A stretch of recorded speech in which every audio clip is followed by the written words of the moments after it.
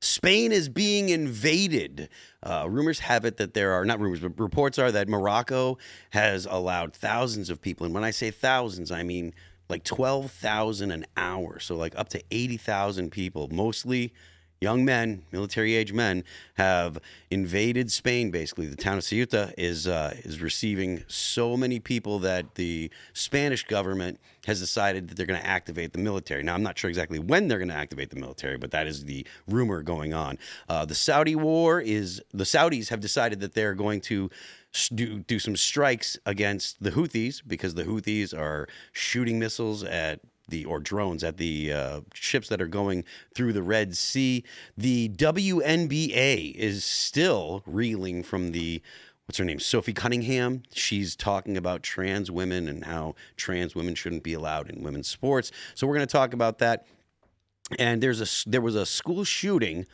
What was this? I think this was in 2024. An Appalachian high school shooter's father has been sentenced because the kid got a hold of his father's gun and went to school and shot a bunch of people. So before we get into any of that, I want you to head on over to timcast.com, right? Join our Discord, become a member there, all right? I want you to head on over to rumble.com and join Rumble, so that way you can watch the after show. If you join the Discord, you can call into the after show, talk to our guests, talk to us, ask us a bunch of questions. There's a bunch of people. There's like 20,000, 30,000 people in the Discord. You can go ahead and see there's a bunch of different rooms in there. There are people that have got groups. You can play Dungeons and Dragons. There's all kinds of activities going on. There are people who even got married and had kids because of the Timcast Discord. So if you support the work that we do here, head on over to timcast.com and become a member there. So smash the like button, share the show with everybody, joining us tonight to talk about these topics and a bunch of other stuff. It's Daniel Turner. Great to be with you. Daniel Turner, Power of the Future, energy, climate, all those fun things, and your favorite Virginia sheep farmer, and it's great to be back here. Thank you very much. Olivia is here today. Yeah. Hi, guys. My name's Olivia, and I'm the community manager here. I manage the Discord for Timcast. If you were a member of the Discord, you would know that. Tate Brown is holding it down. Yeah, I'm here. I'm excited.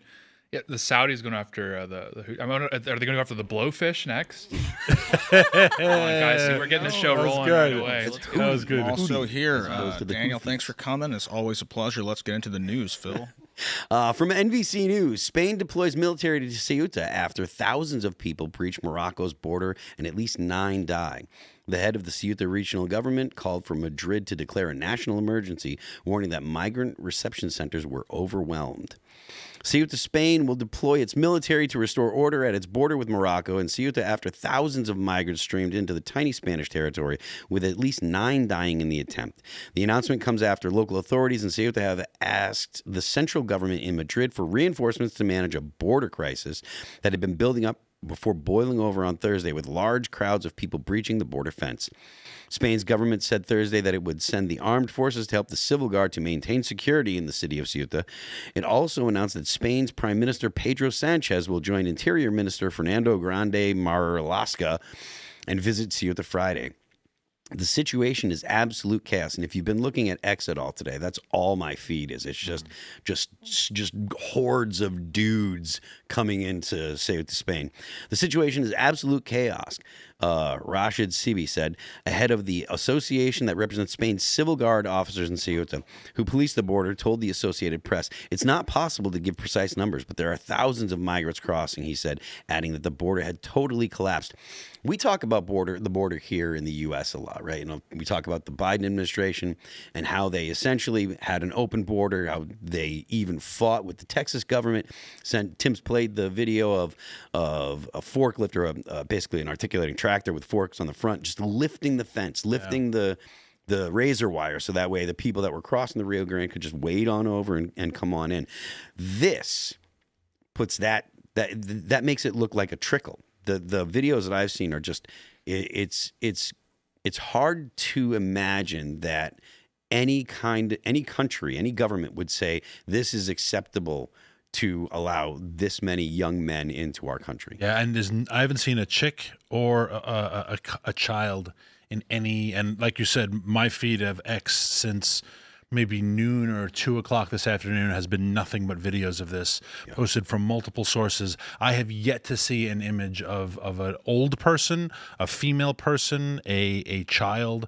every single person seems because they're not there. seems to be 18 to 26. Likewise, Dude. military-age men is the key term they keep using, and it's pretty suiting for what I'm seeing as well. I mean that cannot be good for your society. No. Right now, I don't know how long this is actually going to go on. They said that there's security going there, but it doesn't sound like the security is going there to stop them. It sounds like the security forces are going there to manage them when they come in, when they're in. Yeah. And if that's the case, because Spain is a part of the EU, they can filter through into any of the other countries in the EU. I mean, everybody talks about how Europe's got such a great train system, and you can just jump on the train and head to Berlin or head to wherever. And this at a time when Europe is struggling with migrants, right? Like they have taken in so many migrants from the Middle East, and they tend not to be families. They tend not to be, kids and women seeking refuge. They tend to be young men. And a society that has too many idle young men has problems. Historically, that is a guarantee. Yeah. I mean, there's a lot of context here as why this happened. Like, this didn't just spontaneously occur. For one, there was a buildup at the border for, I think, a few weeks now, is what the reporting is saying. A couple hundred, or not 100,000, but a couple thousand people had gathered at the border with Ceuta. It's worth noting that Ceuta is across the Strait of Gibraltar from Spain. So it's on the Moroccan side. It's like a little enclave, basically. Spain has like 3 of these, but Ceuta is the only one that's like properly like a city and whatnot. And one piece of context is Moroccans in some ways view Ceuta in the same way that the Argentinians view the Falklands, is like, this is like rightfully our territory, it's lost. So for a lot of these people, there's a political motive, just to keep fleshing this out. The king of Morocco, Phil, do you want to take a guess at what the king of Morocco's name is?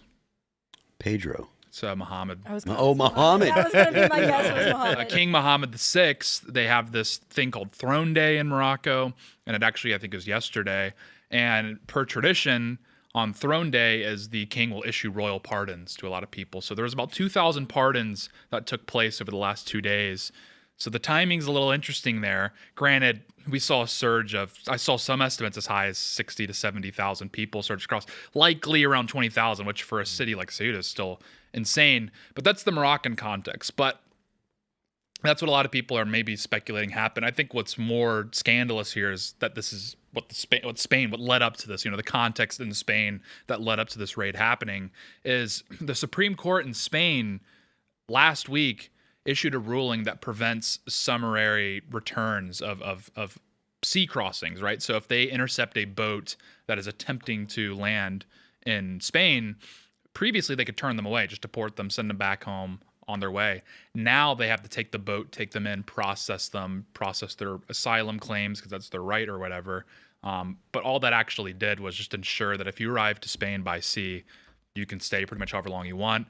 Pedro Sanchez, the PM of Spain, super socialist dude, obviously, it goes without saying, has been very lenient on immigration, and people noted that fairly recently he passed effectively what to an American would be an amnesty package, allowing 1 million temporary workers, undocumented illegal workers, the right to stay in Spain and pursue citizenship. And in the last few days, they've been flushing that out. And they're like, oh, by the way, this is going to include family reunification. So that means 3 to 4 million third worlders are now not just squatting in Spain, but you can't call them squatters anymore. They have the right to be there now by law, will become Spanish citizens in due time, granting them access, as we noted, to the rest of the European Union. This has trickle-down effects, not just for Europe, but for us, because we have hundreds of agreements with virtually every member of the EU that allows them to travel to the United States with a measly ESTA, which is, that makes a lot of sense. We trust Europe. We trust their people. Europeans broadly are good people. But now when you throw in all these foreigners into the mix, DHS has to start thinking like, well, if there's 3 million people, we have no idea who they are, that now have paperwork in Spain. Yeah. How can we ensure that when a Spaniard comes to visit Disney World, that they're just here to visit Disney World? So that's kind of all the context surrounding this. This isn't just some spontaneous raid. It'd be one thing if it was a couple hundred people, but this is clearly some level of coordination. Some people have pointed at the Moroccans, and while there is some circumstances there that are interesting, what's likely the catalyst for this is, again, the Spanish government's just shambolic policy over the last few months. Yeah. So there's two things that you mentioned that I wanted to bring up, and one might be a little bit esoteric or whatever. Do you think that this kind of influx of people from Morocco who are largely Muslim, do you think that the desire to get into Spain has anything to do with the fact that Spain, or a good portion of Spain, used to be Muslim for a time? No, I don't. I mean, this is a common narrative, and like I think that actually it almost gives us like this kind of romantic sense of like, oh, this is like a civilizational battle and whatnot. And like, while Islam, it's hard to find another ideology that is less cohesive with Western civilization. I think these people, their IQs are too low to actually comprehend the world in that manner. I think quite literally what this is they want access to white people because white people make nice countries, and Spain is wealthy and they don't have jobs. And Morocco, it's a decent place to live, but not a great place to live. And Spain's right there. So they're like, I just want to go to Spain. So while a lot of us in the media like to frame it as this kind of romantic, Christian versus Islam, the Reconquista, and there's all these powerful narratives. And while I'm sure for maybe the sharper ones and or some of the leadership in their communities and whatnot, they do view it in these terms, the average kid crossing the border probably doesn't even know what the Reconquista was. Maybe he has a vague idea of it, but what he's actually more interested in is just having access to Spain's economy, having access to Spanish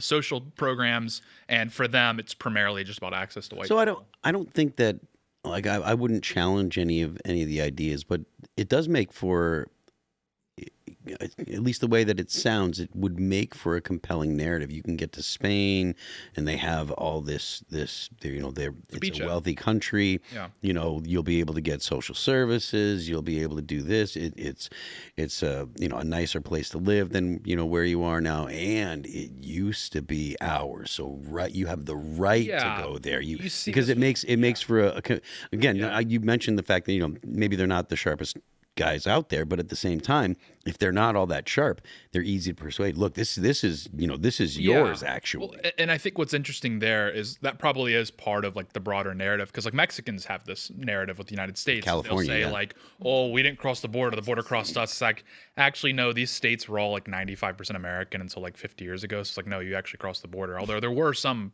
people that are of Mexican extraction in the States, the vast majority of Mexican Americans, they can trace their lineage to 20th century migration. That's neither here nor there.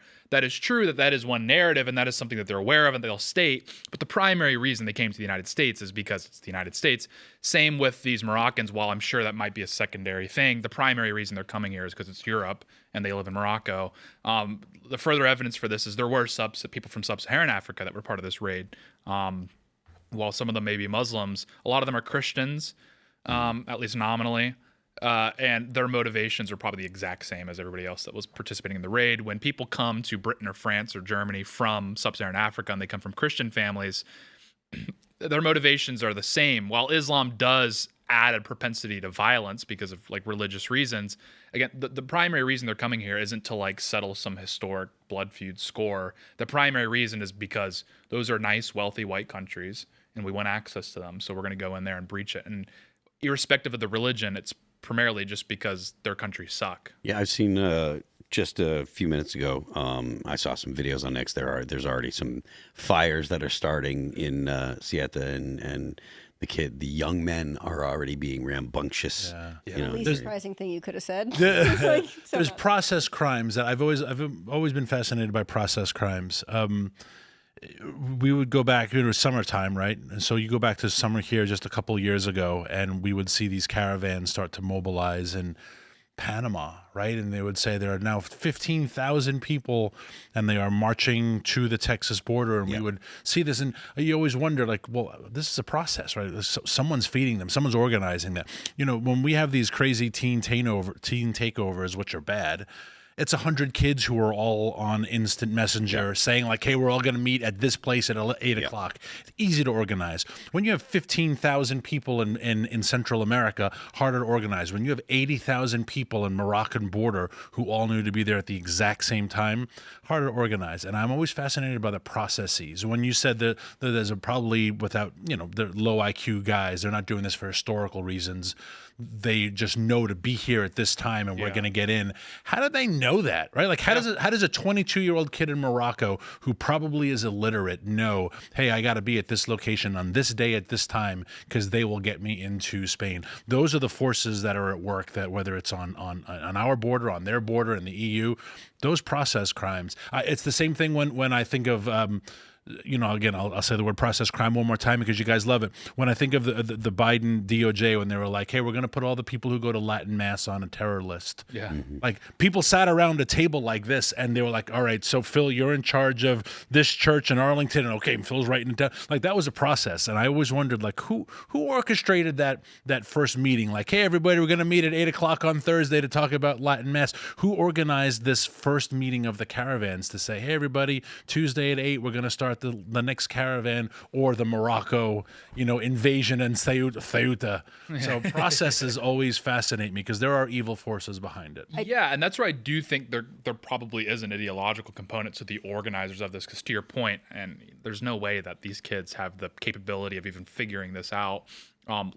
Same in the United States. These people cannot hold a job down at Burger King, but they have the ability to scam the government at an exceptionally high level. It's like someone's teaching them this. Like, they're not just figuring this out on their own. Someone's They doing can't it even for them. They're filling out the paperwork for Yeah, them. Yeah, exactly. So it's kind of the same thing here. It's like, so then the people that are organizing this, whoever they may be, this shadowy cabal, so to speak, they probably have a better understanding of the civilizational tension.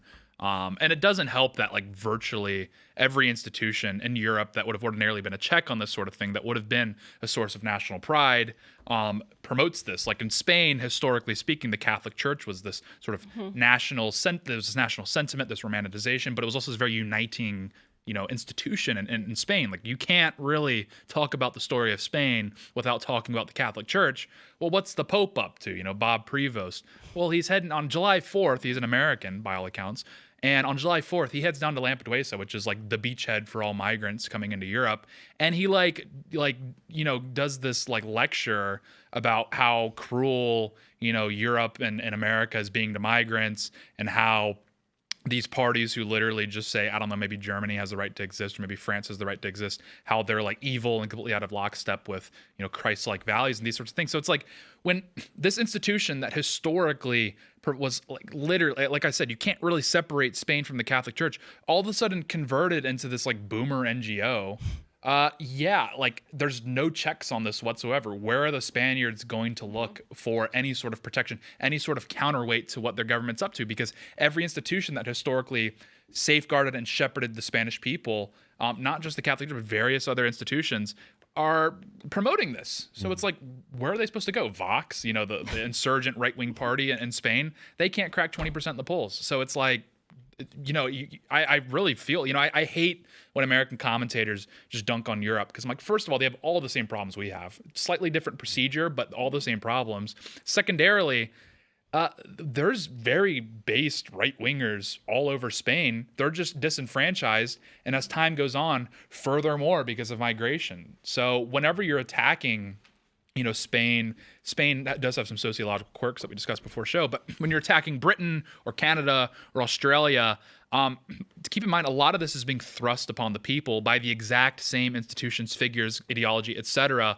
that thrust Biden on us, that Obama sort of set in motion. It's all interconnected, it's all interlinked. It's just America has a lot more procedural safeguards that have given us more breathing room, right? We have more time to act, more time to correct the ship. They don't have that in Spain. They don't have that in Canada. They don't have that in Australia. I do think the interesting thing, you talked about the process. The process is designed to ruin these Western countries. So whoever's organizing these things, it's to overpower us so we can't even think about the process and the crime that was committed there, because we're too busy thinking about the problem at our border right now. Yeah. We're too busy trying to manage the, whatever thousands of people that went up into Spain today. They have to manage that before they can even think about, okay, who organized this? Yeah. Because the more pressing matter is who these people are. Are they violent? Are they going to harm the Spaniards? Which likely it sounds like they're already starting fires and causing at the very least property crime. But we know based on history that illegal immigrants tend to commit higher crimes, especially violent crimes. Certainly in Europe, yeah. Yes, and we know that. I mean, you were just over in Northern Ireland, right, after that whole incident over there. Yeah. Well, and this is what's the craziest part. And here I go, make the most obvious point ever. It's like the left's kind of hypocritical, aren't Whoa. they? It's like, whoa, like shocking, like truth nuke.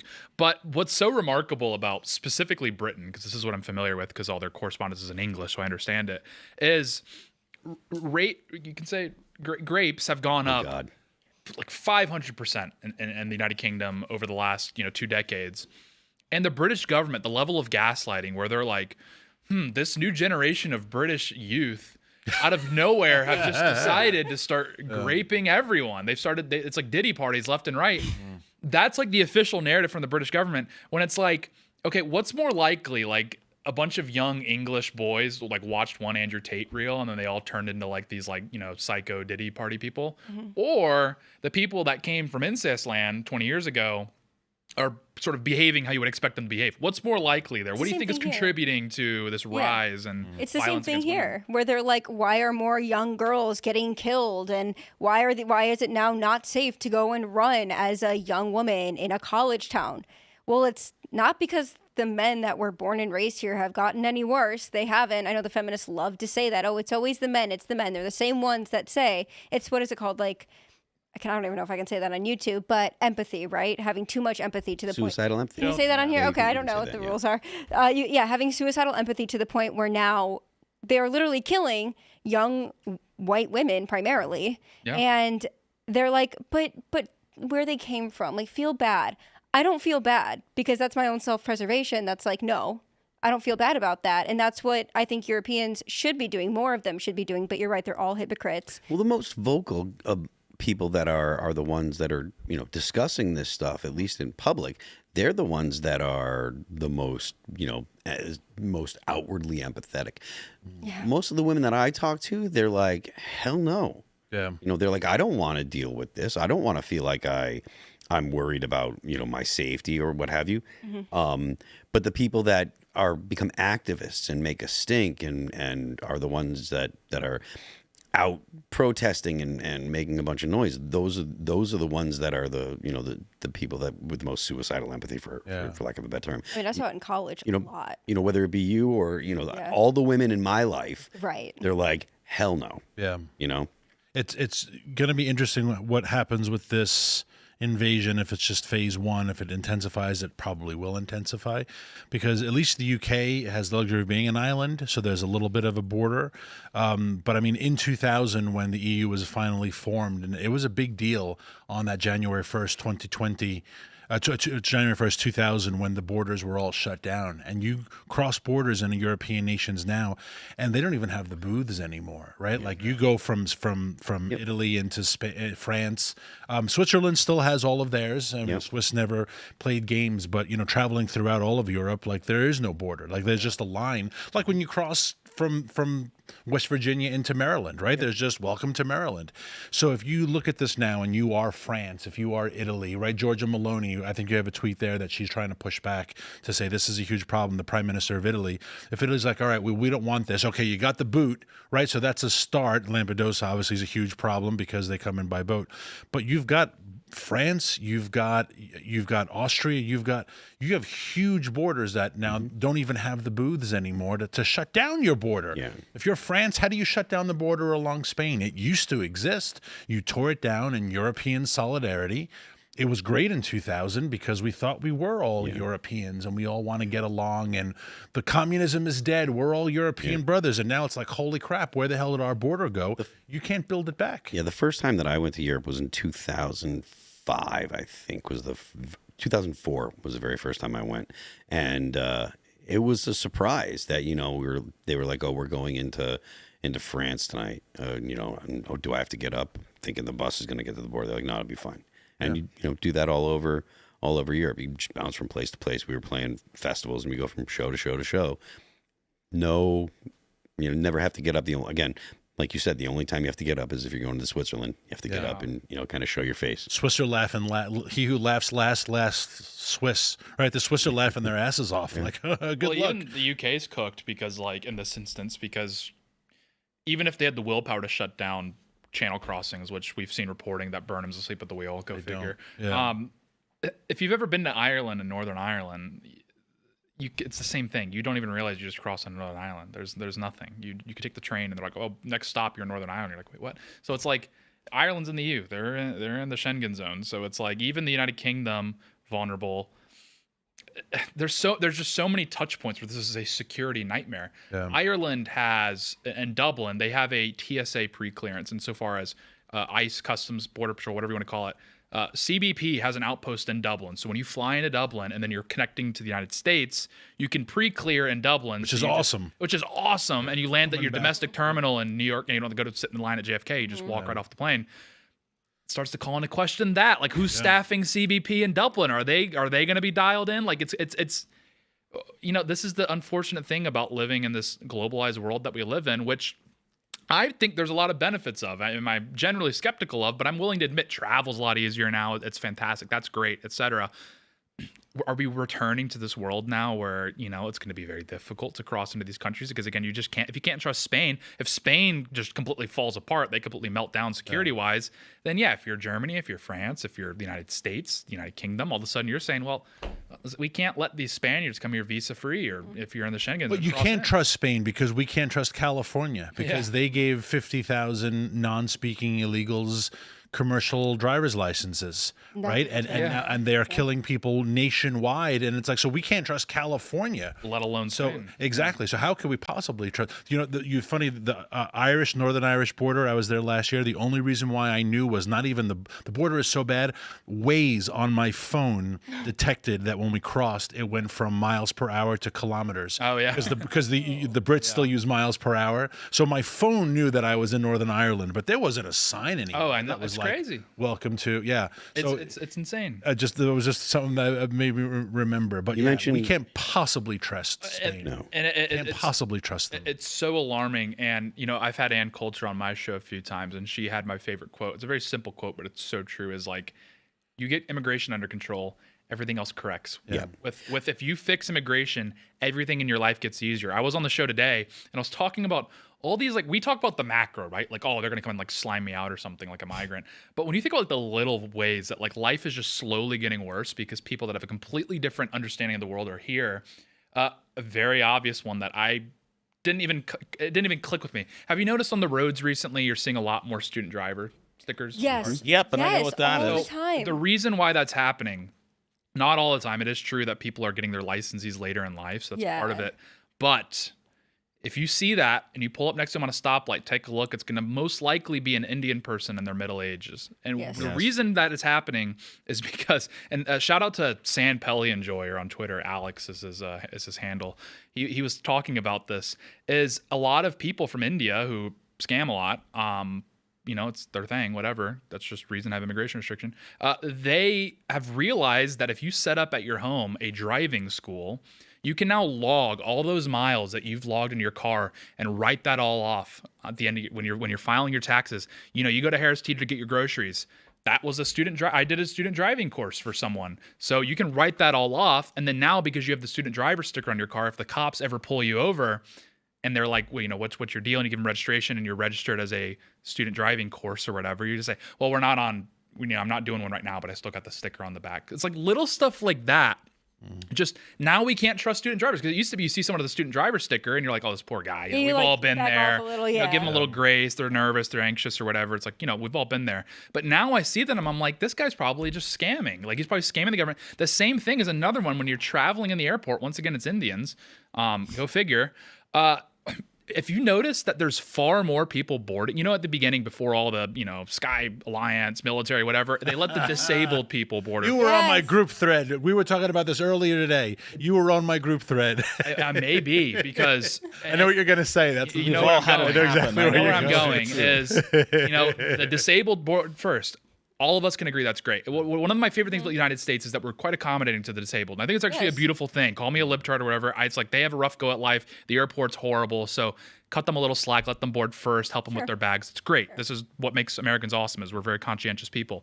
If you go to the airport now and you see all the wheelchairs lining up and they have their minions that push them around the airport, it's all middle-aged Indian people. And if maybe this doesn't happen like the Birmingham airport, but if you go to like a hub, you go to DFW, you go to JFK, you go to O'Hare, it's going to be middle-aged Indian people. And why is that? Because they've realized you don't have to prove you're disabled. They just understand that if they like call themselves disabled, they get to board the plane first, they get guaranteed overhead storage, and they get someone to push them around the airport.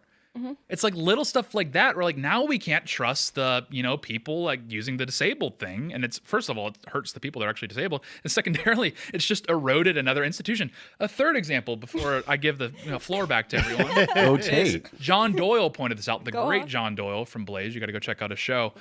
He was talking about you can't trust Amber Alerts anymore because of migrants. Because Amber Alerts now, it used to be you got an Amber Alert, your head's on a swivel. You're like, I'm going to be Batman here and stop this crime. I'm going to call the police. I'm going to save this kid. Well, now you're getting like 5 Amber Alerts a day, especially if you're in Texas. Why is that? It's immigrants having custody disputes. 9 times out of 10, it's like you picked your kid up at the wrong time. They call the police, say there's a missing kid because they know that the Amber Alert's instant. Most missing persons cases, famously from the movies, it takes like 48 hours. Amber Alert, like kids missing, fire it up, get it beamed up. And 9 times out of 10, it's like Guatemalans having custody disputes. So it's like all of these great institutions that we have that make a lot of sense when it's like us, like Americans, of whatever color, that's not the point. Like Americans, people that understand how America works. Now you can't utilize any of these institutions because of like foreigners and their kids that are like literally just never going to assimilate. Yeah. And it's broken these institutions that are on the grand scheme of things inconsequential, but like, how many grains of saints make a heap? Well, they're not inconsequential because it matters. I mean, it's going to matter to people that, when you combine them all. Well, it matters to like, look, if your kid turns up missing and you're like, you call the police and they turn on the Amber Alert and people are just like, meh. Whereas, 20 years ago, it might have been like, I'm going to keep my eyes out. And that might have actually meant something. Taylor Hansen put up a tweet today. He made a video. He basically traveled from India to Canada, and he was trying to show how easy it is for Indians to come to Canada. And that is a direct effect on the United States because of our border with Canada. Like, it's really easy to be like, hey, I'm just going to go to, I want to go to Niagara Falls for the day. And once you're in, it's not like you got some kind of like air tag on you, So the real solution to immigration problems, and I think that obviously Spain, this applies to Spain and all of Europe as well, but it's not about border security as much as it is about, policy, right? Like if you have a policy of giving amnesty to people, that's going to attract people. If you have a policy of saying, well, you come here from another country and you need some kind of social safety net, we'll give it to you whether or not you're a citizen. That's a policy. All these things are these policies that governments have decided that they're going to institute. That's what's really driving the immigration problem. If people from the Middle East or from wherever, and it doesn't matter, knew that if they got to a country, they weren't going to be able to get anything. They weren't going to be able to get any social services. They weren't going to be able to get any kind of. They weren't going to be able to get a job. They weren't going to be able to rent an apartment. This is something that I've harped on a little bit. You shouldn't be allowed to rent to people unless they're actually, citizens. You shouldn't be able to get a bank account in the United States unless maybe if you're outside of the United States and you want to put your money here, fine. But you can't come here and say, I live here and get a bank account unless you have some kind of proof that you actually are a citizen. Same thing with getting a job. We should make sure that people that hire illegals are punished to the fullest extent of the law. Those kind of things are what's really going to make a serious change in behavior of people trying to come to the United States illegally or trying to come to take advantage of the system. I know that there's a lot of people that talk about the issues that were going on in Minneapolis with the Somalians, the leering centers and what. And yeah, that's bad. But those kind of things, like if the government actually does enforce the law, those things get wrapped up. And to be honest with you, the people will probably get deported or maybe they'll get, spend time in prison. But that kind of thing, like, that's not going to stop people from coming here. You have to make sure that they can't, they can't just take part in society the way that citizens can. Yeah. Sure. You go look. I mean, you just go to Tall Oliveira's channel, and it's like think of an ethnic group. They probably have an ethnic enclave in the United States that's like robbing money from the American people. So it's like, okay, it's like whack-a-mole. Okay, you knock the Somalis out of Minnesota, you still got like 50 other, groups that have like scamming the money from the government or whatever. Secondarily, to your point, I mean, Denmark has essentially fixed this. And, people, they think of Scandinavia, they're like, oh, they're so socialist. They have high taxes still, but they abandoned socialism as a model like 2 decades ago. They were like, this is like, not a good idea. Sweden infamously had one of the biggest brain drains in history. In the 90s, it was like borderline Great Depression level economy because their socialist reforms were so disastrous. So that's why Americans have this conception that Scandinavia's, like a socialist place. But in actuality, while they do have high taxes, it's broadly market driven. That's besides the point. Denmark, people think Denmark, they probably think it's some sort of socialist hellhole or whatever. Denmark has like this very, albeit liberal, very pragmatic government who just simply like figured out, I don't know how they figured this out, that the people coming to the country were just hopping on welfare, and like the Danish citizens were subsidizing their replacements. Effectively was what was going on in Denmark. And so what the Danish government did is they just implemented some very pragmatic, common sense policies. You didn't need to bring in this like, dictator to like fix it. It's like they literally were just like, I don't know, let's reduce migration. If you're like consuming welfare nonstop, we deport you. And if you're all clustering in one place, we go and bulldoze the apartment blocks. So then you guys have to spread out so your kids actually assimilate. It's something like if 80% of a social housing like a project's, like if 80% of a project's is of a certain ethnic group, whether it be basically anyone that's not Danish, they go in and they just bulldoze the apartment complex. Yeah. Because they've just realized like these are like common sense, pragmatic solutions. Like again, that Denmark is almost a white pill insofar as because they have a net outflow of migrants now, of people of non-European origins that came from like the Middle East and North Africa. Because their migration flows are not the same as the United States whatsoever. Denmark is the white pill where it's like, actually, you don't need to like just bring in this like, hammer to like totally break. It's like, if that's what you need to do, that's what you need to do. But Denmark keeps the like libtards happy with their, social programs or whatever, but like they actually address immigration in a very pragmatic manner. And it's like, that's the clear pill. That's what actually works. And because we live in liberal democracy and liberal democracy is so rigid, it's like impossible to break, at least as of now. That's like little stuff that can be done that actually solves a lot of problems. Switzerland infamously has a pretty good migration policy as well. Yeah. They were about to actually pass a cap on the population. It lost, but that kind of shows where the people's minds are at. I remember I testified before Congress on climate issues, actually. This is last year. And whenever you testify before Congress, they always are just looking for Instagram hits, right? So one of the Democrats, I forget his name. He's young. He looks like Freddie Munster, the son. Really big, thick eyebrows. Immigrant, American, obviously. He's in Congress, but came from, I think, Peru, X number of years ago. He's American, quote unquote, but he's a foreigner. And his staff held up one of my tweets. It was excoriating Social Security. It was right after my dad had died. I was livid at Social Security because when one parent dies, right, mom didn't get dad's leftover Social Security. It was like, well, he's dead. And mom's like, yeah, but I'm not. And it's like, well, there goes Social Security. So I was angry at Social Security, which that's another conversation. No more tangents. I wrote a tweet in a very angry like thread, and his staff took one of them and blew it up poster size. And I think I called it a Ponzi scheme. And I remember, and of course he wouldn't let me respond. Like it was just his 5 minutes of, et cetera, et cetera. And the whole time I was thinking, I was like, of course you like Social Security because you all just got here and you are benefiting of it. But if you've been here, my family's been here for 200 and some odd years.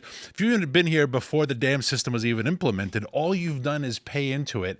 And then when you die tragically because of Dr. Fauci's vaccine, then all the money that you put in Social Security is stolen from your grieving widow. And the whole time, like the anger in my face. And I remember thinking, like, this is the difference between us. You're an American. You're a congressman. You've got the wingback chair, and you're yelling and screaming. Not American. But you have no idea what it's like on my side. Like you love these programs because you have just taken from them. And so when you were saying common sense reforms of what Denmark is doing, that's a great example of a common sense reform. If you're not paying into the system, how do you possibly benefit from it? You shouldn't be allowed to be serving Congress if you're not born in America. 100%. Like residency is not enough. It should be all. It was not nearly enough. Any representative. I don't care if it's local. I don't care what level you're at. Well, it should just be what we have for the president, which is if you were naturally U.S. citizen at birth, because like, okay, we do have a few people that are born outside of the country to American parents. Like that makes a bit of sense. Like not that he's the greatest example of who we want in Congress, but like Dan Crenshaw, for example, was born in Scotland,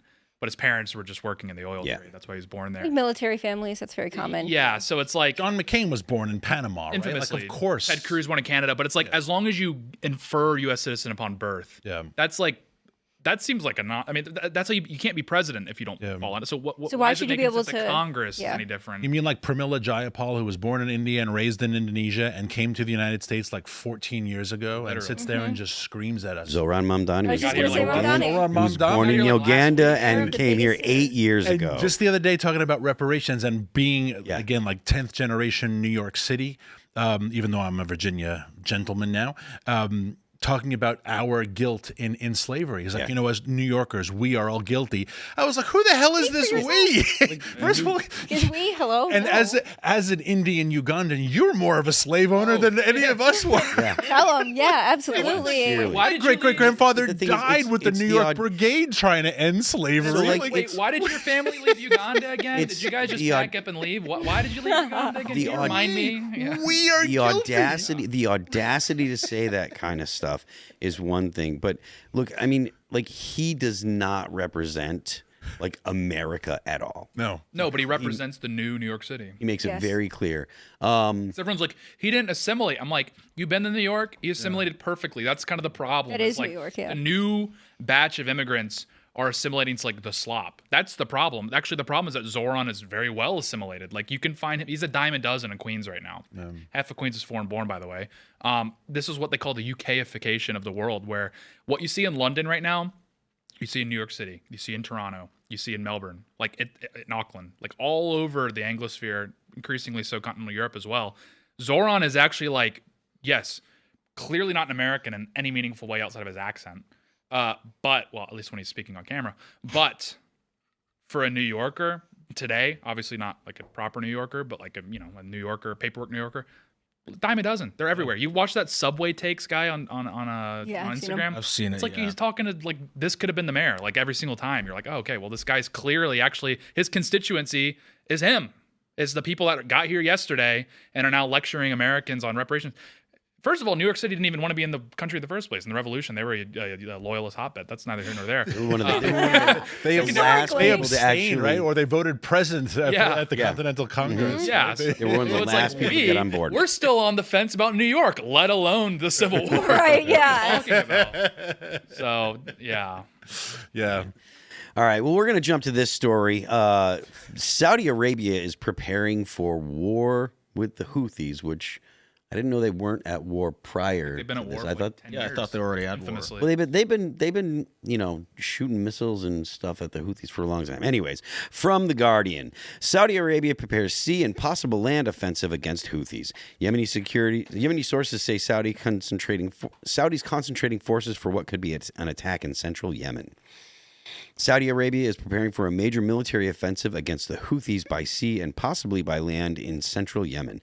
Yemeni sources believe in a move to break the chokehold on its oil exports through the southern Red Sea. Saudi forces have been seen withdrawing from the east of Yemen in what could be preparation for a land offensive. At the same time, Riyadh is trying to reorganize a naval coalition to protect shipping from Houthi attacks in the Red Sea and the Bab al-Mandeb Strait. The Saudi Defense Ministry said on Thursday that 14 states, including Turkey, Pakistan, Egypt, Sudan, and Djibouti, had issued a joint statement supporting the multinational maritime defense coalition. The Iran-aligned Houthis, who control Yemen's capital, Sana'a, and much of its Red Sea coastline, announced on 20 July that they were implementing a blockade against Saudi ships, but they have denied they are planning to impose tolls on all ships.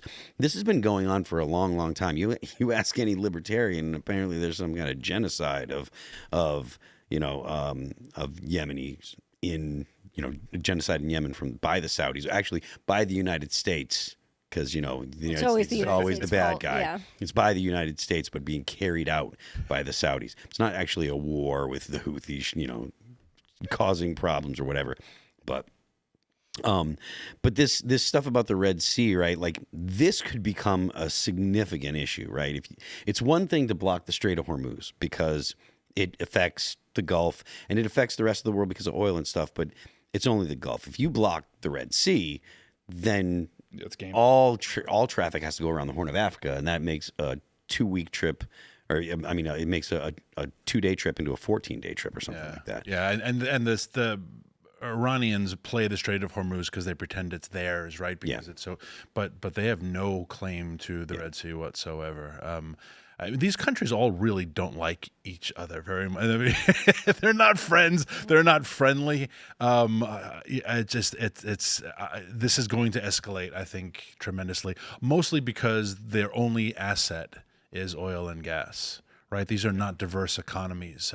Oil and gas, I mean, now we're in my wheelhouse, right? Oil and gas is huge in America, but it's 8% of our economy. Oil and gas in these countries is 95%. And when you start hurting 95%, and especially countries like the Saudis where, 4% of the population are royalty and then 95% of the population are imported, talk about immigration, imported Bangladeshi slaves, basically. It's like Don Bacon's dream. Who make, like $1 a day, right? I mean, look at how many died building the World Cup in Oman? That's like thousands. So many. 30,000 or something, right? Like expendable lives from Bangladesh and the Philippines. When these countries start losing their oil and gas revenue, it's not a revolution of the masses. It's a revolution of the 3% elite who keep the masses oppressed. If they run out of money, you get 95% of the population being poor Bangladeshis, they're going to start to revolt. Now, I'm not sure the impact this has had so far, but I'm of the understanding that a lot of the more forward-thinking Middle Eastern countries, Saudi Arabia, UAE, Oman, I think, but maybe I could be wrong. But they're looking to diversify their economies. Yeah. Can you speak to that at all? They say they are, but I think that's just a little bit of lip service, right? They pushed a lot of that in the first Trump administration as we started to increase our oil and gas revenue and take a larger supply or larger piece of the world's oil and gas pie. But the Green Revolution has died. It was always going to. Wind and solar don't work. European Union is clamoring for more oil and gas. So they're going back to what they know works, right? Oil and gas runs the world, and it will for the foreseeable future. They talk about diversifying their economies, but I think that's a lot of lip service. These are just bad countries, with a lot of bad people in them. I was asked this, I did a radio show yesterday, and this question actually was thrown at me, like, how come they don't do their part to help world oil and gas supply? How come they don't produce more to lower prices for the world? Because they're doing really well at $90 a barrel in oil, right? You don't build the world's largest indoor ski resort, if we're going to build an island, let's make it look like the globe, right? All those islands they build in the Gulf that are palm trees. That's just all oil and gas and slave labor. It's oil and gas money and slave labor. They want really expensive oil, so they actually don't even really like America very much because our production has lowered prices. If they could get back to $140 a barrel oil, they would be flipping thrilled. Well, these are bad people. Bad people. What's interesting. I want to ask you because this is obviously your domain. We saw as the conflict kicked off with Iran, obviously. And a side note, if they block up the Red Sea, it doesn't affect us too much. Because we saw it when they blocked up the Bab or whatever the last time in 2023 to beginning of 2025. Insurance shot through the roof. It was like impossible to insure a ship going through the strait. So they would go around the Horn of Africa. We didn't really feel the pinch as much, like marginal. But Europe, that's where they felt the punch. Because Europe and Asia, that's how they ship everything is through the Red Sea. Remember that boat that tried to make a U-turn and got stuck? That destroyed their economy. Destroyed their economy. Woman they had driver. like 2% inflation. For two fiscal quarters after that, they had like 2-3% extra inflation. So this would be again devastating for Europe. Now the a bit more resilient after COVID. Anyway, I wanted to ask you is with the UAE leaving OPEC now, obviously related to the as I understand it, that's because they were pissed at like Sudan and all these like minnows that were dictating terms to OPEC. Yeah. Is the UAE doing that so they can sell oil on sale and just generate income, or are they just going to like try and form a new OPEC with the Gulf? No, they just want to increase their supply. They can produce up to 6 million barrels a day. But OPEC only let them produce around 3.5, and enough of them were finally like, "How about us first? Like, why are we only allowed to produce 3.5?" And OPEC, well, we don't want to increase production because we want to keep prices high. They're like, well, but if we sell, 1 barrel at $100, or we sell 2 for 85.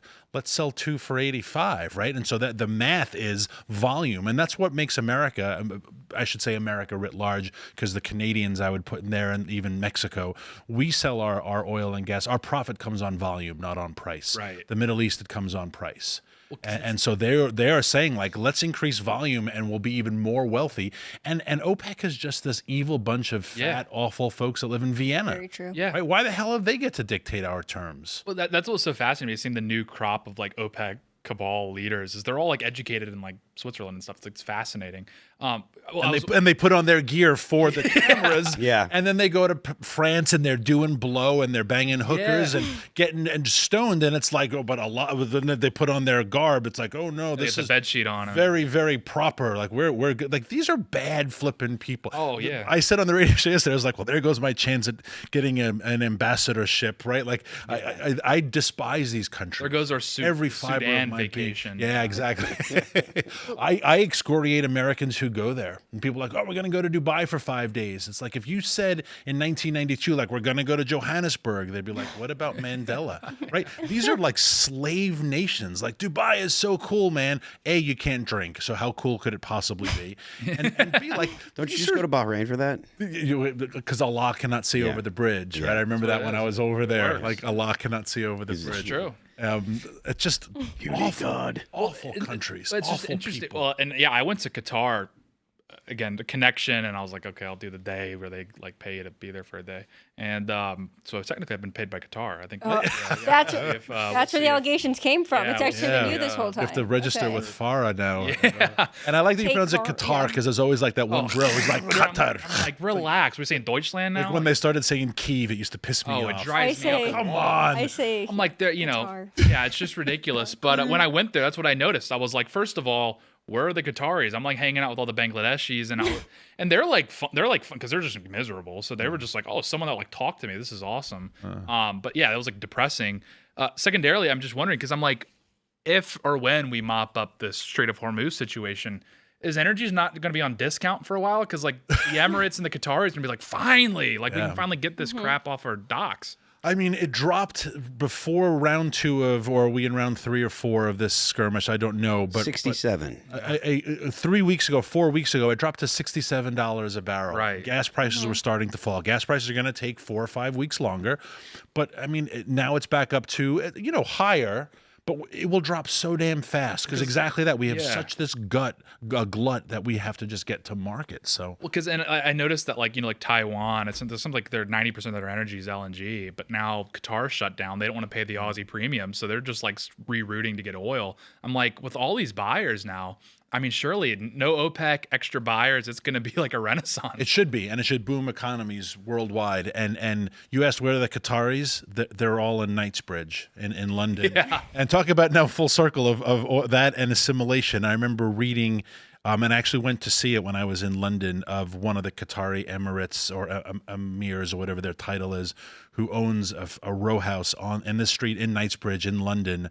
But he brought like his 45 gold Porsches and Lamborghini cars, and he has his whole staff full-time park them because he wants them all on the street. And the people who live on the street are like, hey, we like to park our cars here too. And he's like, I don't care. High trust society. You can't trust the wheelchair people anymore. High trust society is like when I leave, like there's an open spot and I can pull in that spot. And he's like, no, my guys block all the spots. Can't even trust the slimy oil barons. I want to. Really? So imagine being a London banker, then you're making 14 million pounds a year and you can't park on your street because the guy who's worth $40 billion. So everyone's getting screwed. Exactly. So talk about assimilation, right? Yeah. I mean, full circle where, just fascinating how things line think up. Costco's bad. Wait till you try to park your Porsche. Chelsea, it's over for you. I mean, it's game over. No, it's just true though. Like everyone's getting screwed. Everyone's getting screwed. Yeah. Phil, I imagine. What? I was just like, I imagine you have a lot to add to this. Regarding foreigners screwing over people. I've never our thing. This is like half our conversation. what we talk I've never about. really been to the Middle East, so I don't know much about it. But I do wonder, like, the U.S. with the U.S. actions in Venezuela, right? How long is that gonna have to take an actual impact? Is it having an impact in the U.S.?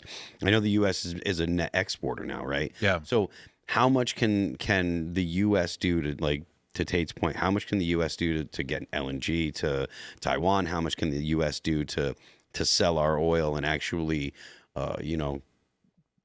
continue to profit off of the moves the Trump administration made, and how fast can the United States use the oil that we're producing to refill our strategic oil reserves? Because I know Trump has depleted that because he's looking to keep gas prices down. Is that going to be something that can be actually properly remedied in the near term, or is it going to be a long term thing? That was a great question. On Venezuela, last I saw, they went from like 1.9 million barrels a day to 2.1 in 4 or 5 months.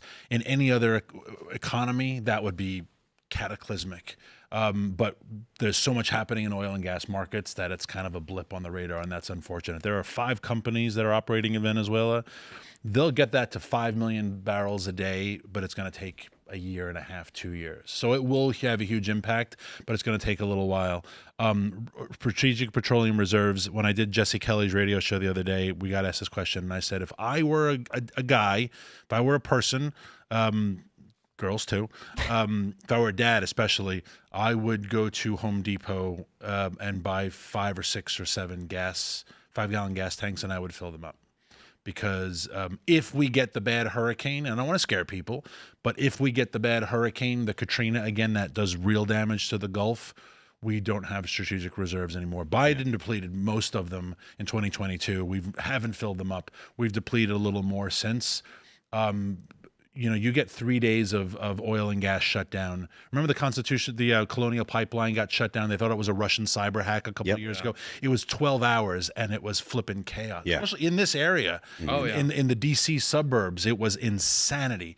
And nothing had even disappeared. It was just the fear of oil and gas of gas disappearing. Our reserves are in such bad shape that I just think it would be good strategy.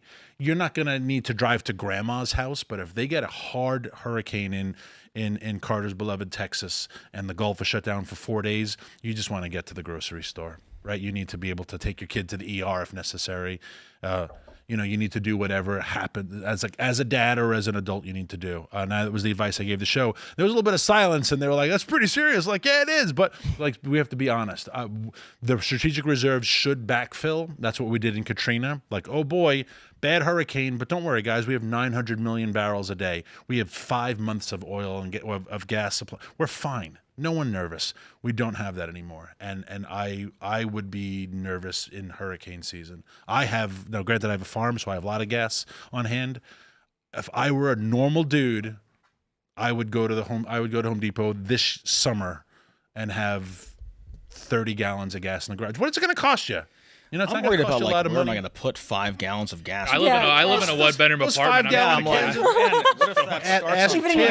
Ask Tim if he can store a couple. I mean, they're not that big. If you live in an apartment, it's a problem. Get the big metal ones. You can get those off of eBay. I'm sorry, off from Amazon. I'm just gonna put it in my bathtub. There you go.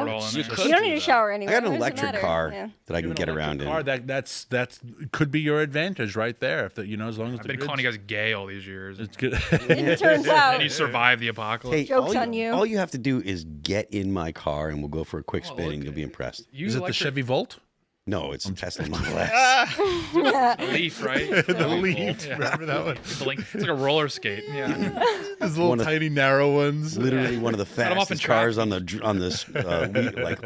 road. You could be driving by and it's shove nice. it over. No, I've driven. I drove one for a music video once, and it was the acceleration power in a Tesla is pretty crazy. It's dangerous, Yeah. and it's so smooth that like. You have to be like, I use self-driving a lot because if I don't, I just break 100 miles an hour every single time that I pass. You're the only Tesla doing that because normally Teslas are slow as could be on the road. It drives me crazy. Well, and I'm like, the e-bike's got some kick to it, but they're not in the Tour de France. No, it's not a bike. It's not. You're right. It's not a bike. All right. So let's see. Session finally. So Trump is talking about from the Daily Mail. Breaking news, Trump reveals historic deal to disarm Hamas in Gaza in major milestone for Israel's security. Donald Trump's Board of Peace has made a historic deal that promises the complete disarmament of Hamas as part of his 20-point plan to stop the fighting between Israel and the terror group. The president introduced the Board of Peace as part of the plan last September, aimed at ending the conflict between the two sides. In a Truth Social post Thursday night, Trump celebrated what he called a monumental step towards lasting peace and security in the region. This agreement is a critical step towards Gaza finally being governed by a new Palestinian government that will work closely with the Board of Peace to help the Palestinian people. Trump added, at the same time, Israel will have the security it deserves with Gaza no longer used as a base for terror attacks. I love your optimism, Don. It ain't gonna happen. Yeah. I don't buy it for a second that Hamas is actually going to disarm. Look, man, it'd be great if they did. If the war would end.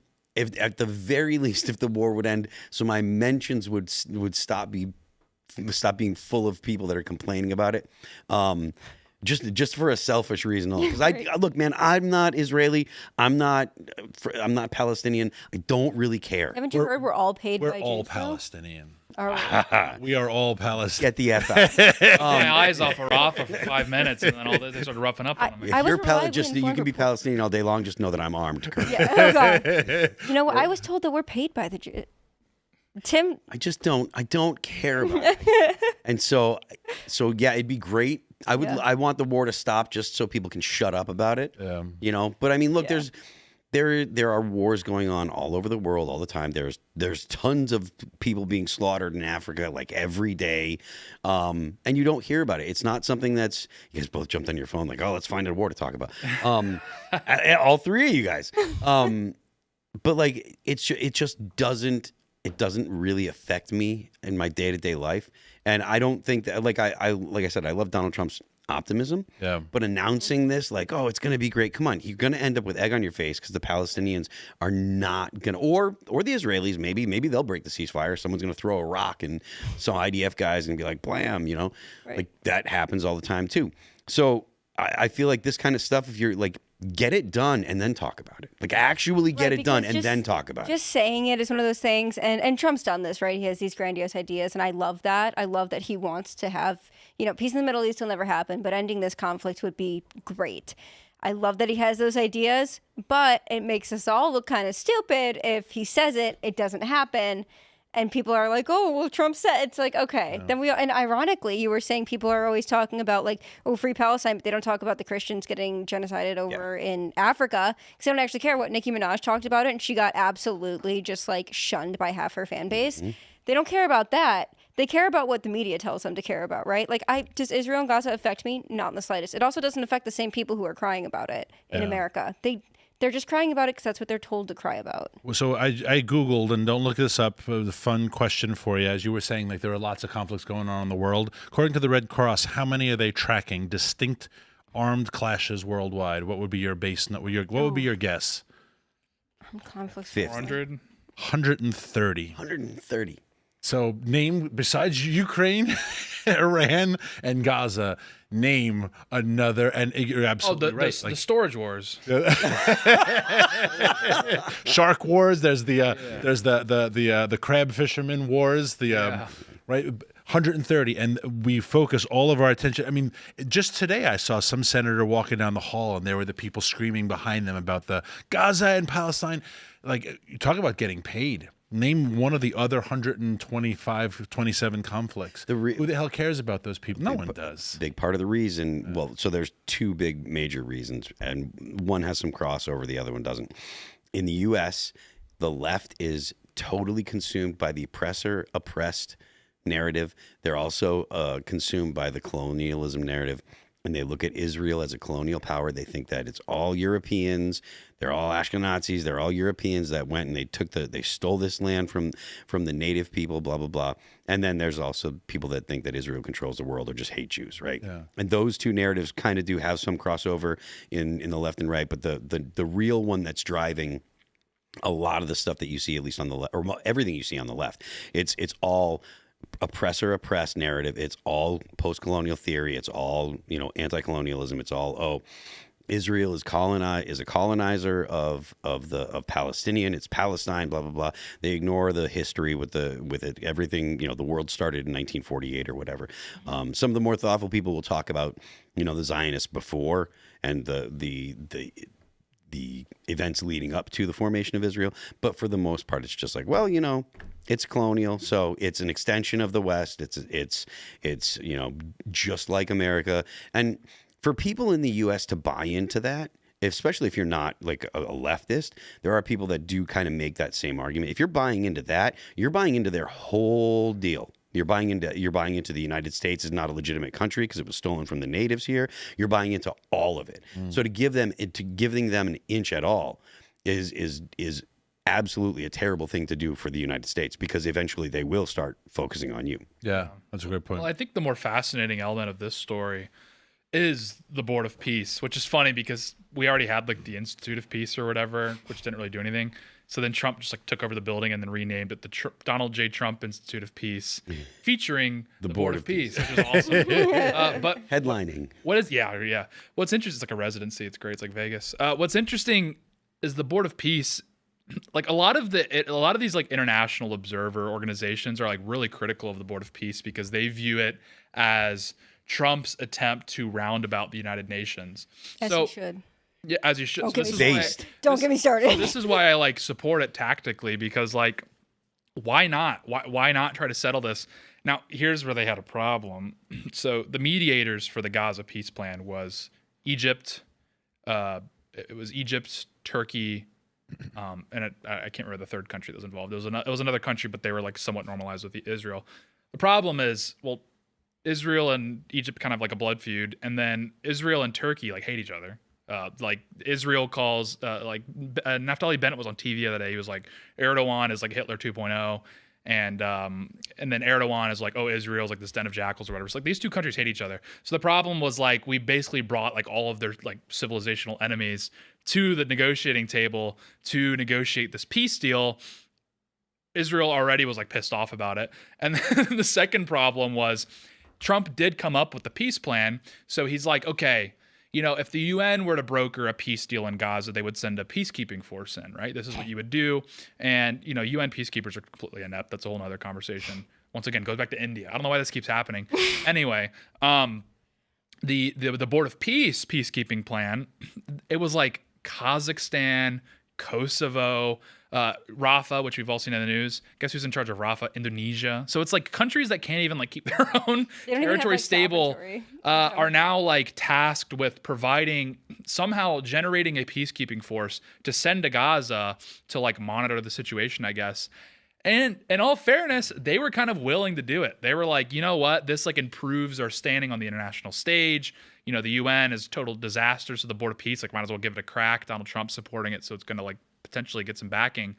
Well, then the question came, how do we get the troops in if Israel is actively bombarding Gaza? And so they were like asking around. They were like, Kazakhstan, you ready to get in there? And they're like, I don't know, man. I think like I just saw like a big explosion. Okay, Kosovo, you in? They're like, I don't know, man. Indonesia, who knows what they're up to. So it's like from the get-go, it's just like this cursed plan. But that's why this isn't new news. The Board of Peace has been trying to broker this deal that actually on paper makes a lot of sense, which is like, okay, here's what we're going to do. Israel, like, stop. We're going to go in. We're going to get rid of like the entire Gaza and Hamas government. We're going to get rid of Hamas, disarm them, which you probably would need Israel to do. But nevertheless, that was the plan. They go in, they train up a new set of bureaucrats to then take over Gaza, and then boom, then it comes the AI video of the towers and whatnot. So it's like worth a shot, because again, the UN's not going to be able to solve this. And if the United States, this new Board of Peace, can like get this big seminal victory that like sets the tone, all these other countries that are like lobies, but they participated in it, now they're staying on the global stage, improves. It's like a win-win all around.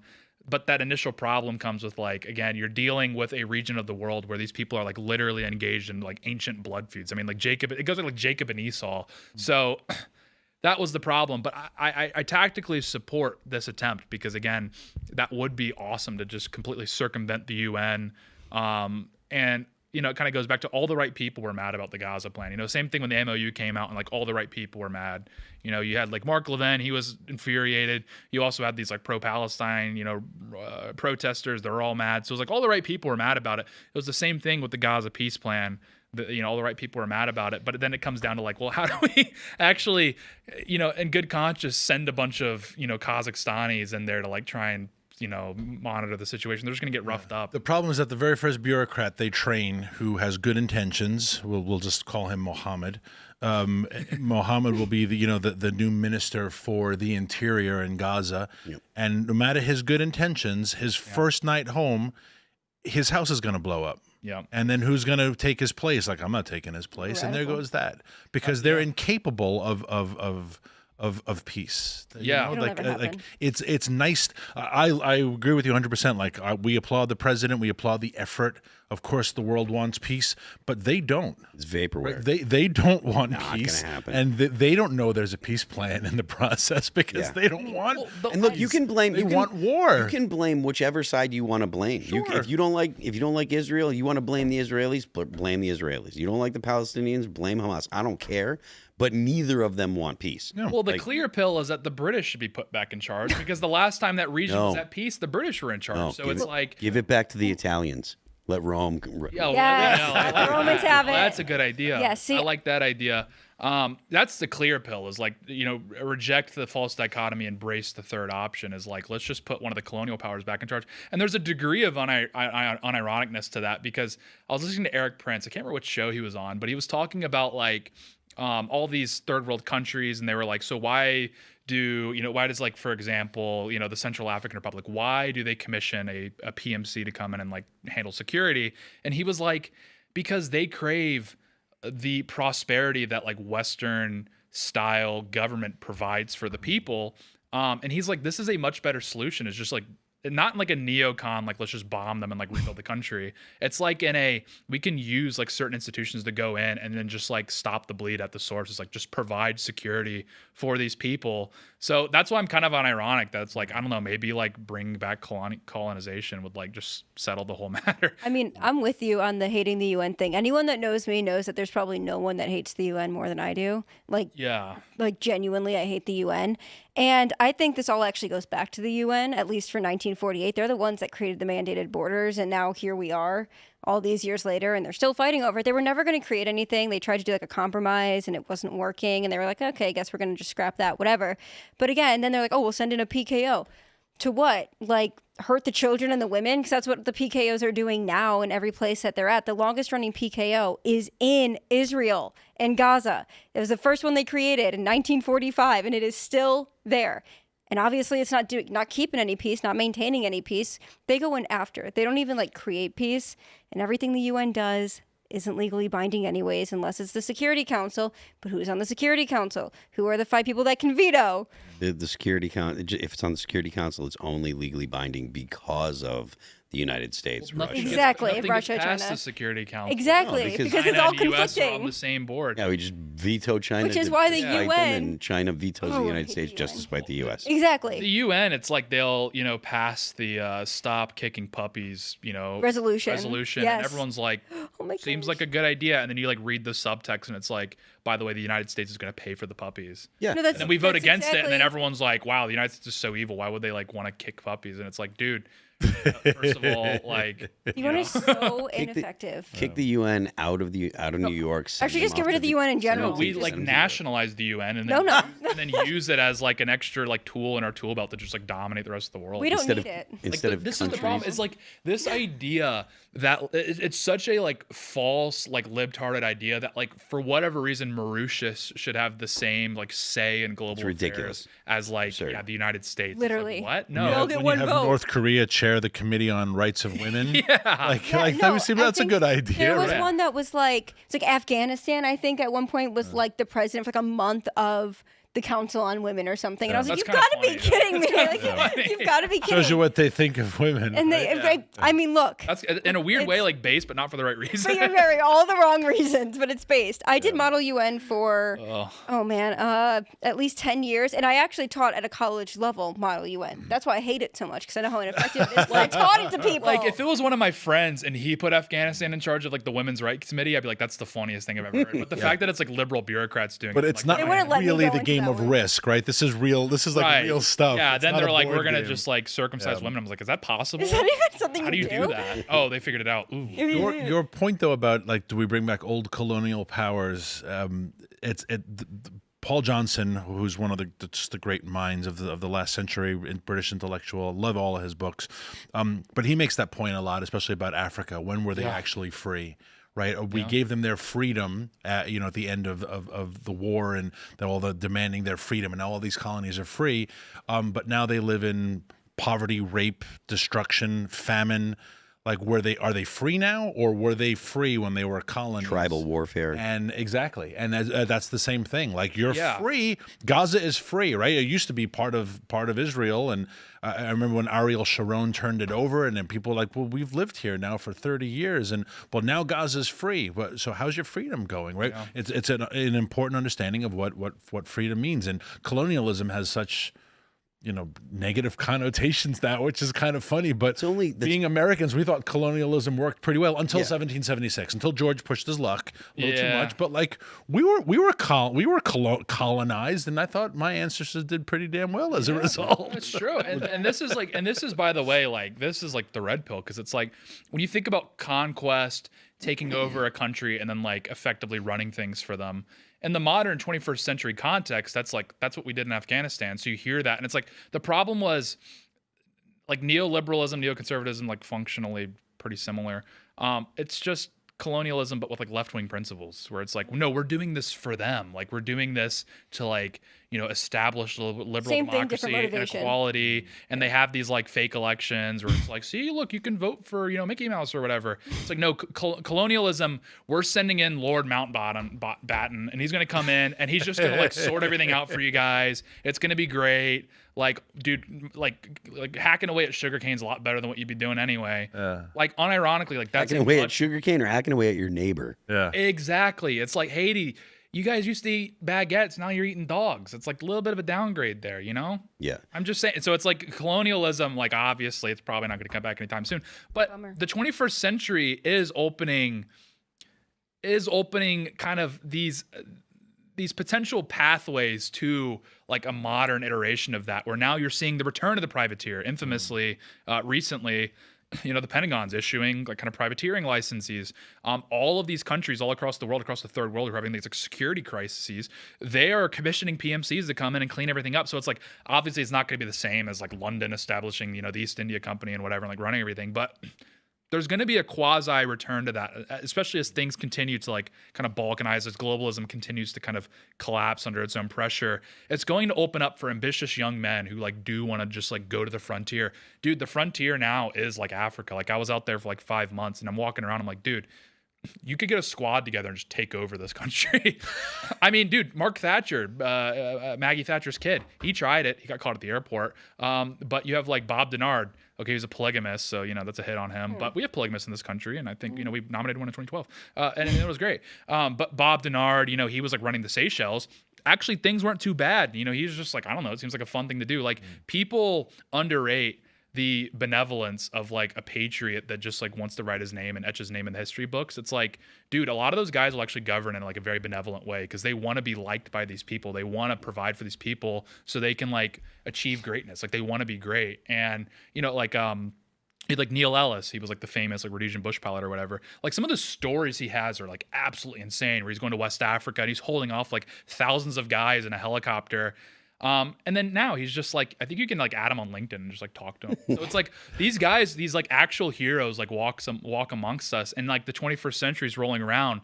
I think that era is coming back to some degree, where it's like now you actually can go, and these people who are craving security, you can bring it to them instead of doing it in like a libtard, like, oh, we're going to like establish like liberal democracy here. You can just go and like actually try to provide for these people in a really interesting way. And that's like a multi-hour conversation about that. Well, I mean, but with the demise of the Biden admin, the demise of USAID, like the boot's off the neck now for great men who like want to go and do cool things.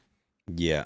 You got to compete with Wagner, unfortunately. Well, I mean, look, the idea that poverty produces crime is wrong, but crime does drive poverty, right? So part of the reason why these countries are having have such a problem after the colonists left is because they have no security anymore. To Tate's point, so like if you can get, whether it be a private military company or whatever, if you can get them to actually stand up some kind of security force and stop people from just slaughtering each other over, past grievances, tribal rivalries, whatever it is, just get that to stop.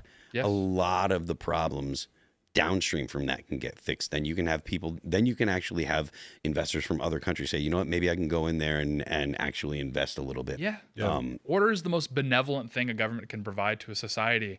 Case in point, because this like model can't be applied to the United States for a variety of reasons, but like Bukele, what he's done in El Salvador, like El Salvador, turns out all these complicated economic reforms and like getting the World Bank involved and like this, that, and the other, none of that worked. You know what worked was like just establishing order, and then it turns out the vast majority of El Salvadorians are like broadly good people. Just put the criminals in jail. I just want to like run my grocery store and not have to worry about getting cleaned out. If Eric Prince could be given 1,000 guys and bring his old Blackwater into Haiti with a little bit of license, within 2 years there would be like Club Marriott resorts, because it'd be a Margaritaville. The other side of the island is the DR, which isn't paradise. I've been, but it's not Haiti. But the only thing that but they have a big goddamn wall between Haiti and the Dominican Republic. You got a guy called barbecue running everything. Exactly. But as you said, like young people who want to, young men who want to make their name, you give them an island, half the island like Haiti, with security, people will go, and they will. Whether it's they're looking for bauxite mines, or whether they're looking for resorts or jungle tours, they will be attracted to it. Africa, sadly, is much bigger. So it's harder to do country by country, but you can. Well, that was the British secret sauce. They just found ambitious young men who wanted to be heroes. Tate, I think we send you in to do it. I just need some money and like some guys. Right, Tim? And some security. And also to eliminate this from the public record, because then the federal government will watch it. Security is the big thing.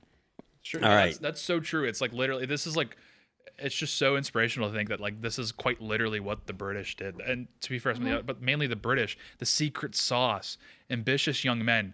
Don't smother them. This is like the problem in the West now, is we live in this like nanny state where they just smother young men and make them like gay.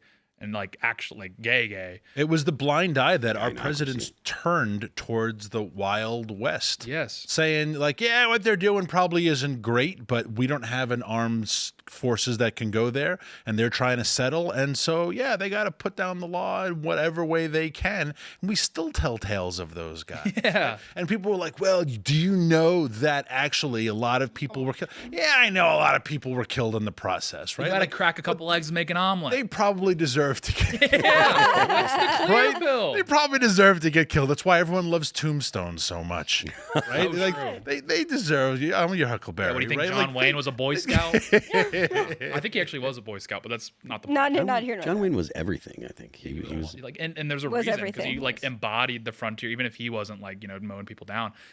Like to your point, I mean that's like there's a reason we glamorize that, because they just trudged into like quite literally wilderness and just carved like civilization out of rock. Yeah. So we're going to jump to this story here. From Fox News, we're talking about basketball again. Storm co-owner suspended after incident with Sophie Cunningham fans as star breaks silence on controversy. Talk about lack of civilization. Celeste Keaton banned from 5 home games after a confrontation with teenage Sophie Cunningham supporters at the arena. Seattle Storm co-owner Celeste Keaton has been fined and suspended from attending the team's next 5 home games, the WNBA confirmed on Fox News Digital. The suspension and fine comes after Keaton allegedly called a pair of teenage Sophie Cunningham fans effing insane during a game on Tuesday. Independent Seattle-based journalist Brandy Cruz told Fox News Digital. Cruz was in the arena and accompanied by the girls who were there to watch Cunningham and the Indiana Fever take on the Storm. Cunningham addressed the incident involving Keaton in an repost from Fox News Digital's report late Wednesday night. Got a little video here. Let's see. Hopefully they don't swear, but it's late. Got audio there? We may have to unmute the tab. As well, then they definitely won't swear if there's no. Yeah. You want me to do it? Yeah, go ahead. All right. He looks mad. hey, you girls, why are you saying these mean things to me? I'll narrate for you. Oh, that's the group. That's not the tab. How do I get to the? That's the group. Excuse me, sir. There you go. That's I am trying to get an autograph from my favorite player. That's the Can you right next to WNBA. Right. Listen there, Missy. Here. if you find it for me, I can unmute See. it. Watch your mouth, young lady. Golly gee, if I hear that word one more time, I'm going to tell your That's father. the tab. I'll let you have it. That's why I don't like This is the tab. Is that the video? That's the tab. Yeah, this is the video. Rabble rousing. You got it. This is the tab. That's it. Oh, there we go. Okay. Now we can watch. What he was saying. That's here we go. Here we go. Now we'll hear it.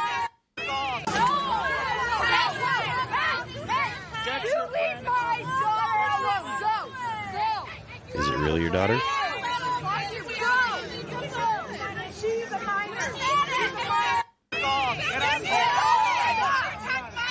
All right, so it's just a bunch of women. All right. So I was pretty close with my narration. It was pretty close. Yeah, basically. And can I Thank you. say the obvious? And like 95% of the audience is going to agree. Everything I've learned about the WNBA has been against my will. Absolutely. Against my will. I don't As want to a know woman, any absolutely. Of this. Also, can we just talk about the fact she called them effing insane when she's a coach for the WNBA? I don't like it. what are you doing? You're like going That's your to career a path? WNBA game, that like a den of jackals, objectively, and like petitioning for like conservative values. That's like going to North Korea and like petitioning for like market reform. It's like, dude, that's like the whole point of the WNBA is like subversion. Well, also the It's like, WNBA Why do we? What are we doing here? The irony is that the WNBA has to be subsidized by the NBA because it wouldn't make any money on its own because no one cares about women's sports. I'm sorry. They can be great. College softball, I'll give you a break. I like college softball. As a woman. Beach volleyball. People care about that. Okay, men care about that. But I'm a sports person. I want to see dudes just like tackling each other and, you know, I love football. Like I want them to This slam it is in a the fight. What in about the baseball, WNBA. then? Like, What about Malice at the baseball's Palace? Now, that's a okay, real fight. but you know. Malice at the Palace. Ron Artest runs, or Meta World Peace runs into the. I don't want to dead name him. And runs in the audience, starts beating the crap out of a Pistons fan. Now that's a brawl. Okay, yes, because it's a Pistons fan. As someone from Detroit, yes. Yeah, that was awesome. The problem is that it's a sport that is dominated by men, and men are what make it interesting. Like there are some women's sports, like every Olympics, I'll watch. The gymnastics is awesome. Gymnastics, I'll watch ice figure skating. Yeah, I'll watch women's volleyball. I'll watch. We get it, Volleyball. Phil. Women's beach volleyball. Get it, Phil. Right? Like, But when you're asking women to compete in a sport that is dominated by men and the male ability is what makes the sport interesting, and then you ask women to do it, it's Imagine not the it's not a WNFL. very good The sport. clear pill here is like, why is women's gymnastics so much more? Why are there so many more eyeballs on it than the men's Compelling? gymnastics in the Olympics? It's like, are they better gymnasts? It's like, I don't know, maybe not, but because gymnastics, and this is like, you just got to bear with me, audience here, is like the candid femininity, femininity in women's gymnastics adds to the allure of the presentation to the audience. That's why people like it, because not saying that it's inherently feminine, but that aspect does so much for the sport that like puts it all together and makes it a package that's like compelling for the American audience. It's the same thing with figure skating. Like, Yes. is it an inherently feminine thing? Maybe figure skating a bit more, Yeah. but the point of why is like Alyssa Liu capturing hearts and minds and like not whoever the figure skater is because when it's more like an expressive thing like gymnastics or like figure skating, that's where like femininity like really has its like Also, strong like- suit, and then it's that candidness of it's athletics, but they're able to like channel that through the sport. That's why people like it so much. The problem with the WNBA, there is no candid femininity. You show me Brittany Griner's bicep, I'm gonna mix that up with an NBA player's. Like there's armpit hair and everything. So it's like it's impossible for that's candid one of the- femininity to break through in the WNBA. Therefore, That's it's a one of the fundamentally subversive That's institution. one of the things that people like about Sophie, though, right? Sophie Cunningham, like she is attractive. She's good at the Yes. game, obviously, but Yes. she's also attractive. That's why she gets as much attention as the brunette girl whose name escapes me right now. But like, Clark. yeah, Caitlin, she's Clark, she's yes. a there's better no- player but the than problem is she's Cunningham, hot. you know. But But there's- she's not as hot as Sophie Cunningham. problem- Sophie Cunningham's hot. exactly. Yeah. But the problem is there's no candid feminine beauty in the WNBA. Therefore, it's always going to be an inferior product. Where what I'm trying to get at here is that it doesn't the women don't necessarily need to be better than the men at the sport for the sport to be viable, for the sport to capture American hearts and minds. It's just that aspect that's going to intrigue people in sport. It's not just necessarily sex appeal. That's certainly an aspect of it, but it's that candid feminine beauty that draws people in, and this is like a broader problem with American society, is that we celebrate the most carnal, degenerate aspects of sexuality and like suppress and shame the most like innocuous, innocent, candid expressions of human sexuality. And therefore people live in hell. Like literally it's illegal to be straight in the US. There's some degree of truth to that because like, for example, with the latest guidelines they're giving for like the next, and it's going to apply to the Olympics. So all the broadcasters are disseminating this, is they're saying no more low shot of the female athletes. But, and it's like, some people are like, oh, that's because like, so the pervs can check it out. It's like, no, but because part of what captures people, men and women, is like that feminine expression. That's what like adds to the product. That's why people are interested. And then what I'm trying to get at is that's impossible in WNBA because it's such an inherently, no doubt about it, masculine environment that there's no possible way for femininity to ever be expressed in basketball. It's impossible. That's like asking femininity to be expressed in war. Like the point of team sport is it resembles war. Emulates war, yeah. This is like football, the origins of football, and like football meaning rugby, American football, soccer. Yep. The reason it's 11 on 11, the reason it's two teams is because they were practicing like battle tactics. Yeah. The solo individual sports, the reason why females, even if they're not as good at the sport as the men, are able not just to break through but become stars is because you can express femininity in your individually in your performance, and that's what draws people and that's what makes people. It becomes repulsive. Who was the football team? Was it the Carolina Panthers that had the guy cheerleader? Yeah. There's a lot of them out there now. And was it the Vikings? And there are guy cheerleaders in college sports, but they're not playing the girl roles. Yeah. Oh, they're throwing them in the air. And So to see a guy play the girl role, and there's lots of gay dudes on TV, where like everyone watched Will and Grace. Yeah. It wasn't that he was clearly gay that was repulsive. It was that he was doing things that are inherently female that is repulsive. Like genuinely repulsive. And I think that's what you're getting at with the WNBA. Like these are genuinely masculine things. So I'm like, I don't care what her politics are. And chest bump after a badge, like it's repulsive. Now, and to kind of bring it back, to bring it back to the actually the point of this whole topic, right? The thing that Sophie Cunningham said about trans players, trans players in, that's the reason why people generally have a standoffish, if you're going to use a gentle word when it comes to trans women, right? Like they're like, there's something that is just repulsive about men that are trying to be women. And because you almost all the time, Well, that's why I always know. and that's why You always and that's why I reject. There's a couple that pass, and this is why I reject the. But they're usually Thai or something, or like Vietnamese, like they're Hunter Schafer passes. I don't know. But this is why I reject this like proposition from the outset that like I need to get behind her and support her and like support her as this like wedge issue because so she like agrees with me on like a culture war topic. It's like I'm rejecting the entire proposition of like women's basketball being commercialized and put on everyone's television set. Like that's fine if they play that growing up in sport, but like the point is it's an inherently subversive thing because even if she like is speaking my language on said culture war issue, the actual institution, like we're missing the forest for the trees here. It's like the actual institution in and of itself is subversive. It does contribute to this problem that we have in American society, which is that men and women are viewed as equal, no ands, ifs, or buts about it. There's no possible way for feminine expression to come across. I'm not so sure that men and women are viewed as equal. Well, honestly, not by us, but like no. I mean, but even if society articulates that argument, right, that is not the way society behaves. I agree. I'm just saying that the goal, right, of the general engine room right now of culture is trying to push that narrative. Yeah, I agree they're pushing women as opposed to. And they're pushing women while they're holding men back. You look at the suicide rates. You look at men in college. You look at men getting jobs. You know a bunch of people that have had problems where they're just like guys that are like I can't get a job at all. Because a guy won't get hired. So it's not just that the situation is that we're trying to convince ourselves that we look at society as everybody being equal. It's actually the roles are reversed, but we're still trying to convince ourselves. Yeah, I think that's true where they're trying to effectively establish a matriarchy, but like part of the way that they're able to get that done is by demonstrating to the American people badly, but they're trying to demonstrate to the American people that like, no, see, women can do the exact same thing men can do and actually excel at it. And what I'm saying is like, okay, Sophie Cunningham throws out like some chud bait for everyone. It's like, what now? We're like, I'm going to take my kids to a WNBA game. That's on you. That is on you. You're participating in an institution that is subversive, that hates you. I don't care how many people are like, have good talking points on like culture war topics. It's all like designed to erode. If you are a right winger, if you are just broadly on the right of center, it is all designed to erode and chip away at your values. I mean, I'm very anti-feminist in most senses as a woman. It bothers me that they're not just trying to push women up like you're saying, they're trying to push men down. Yeah.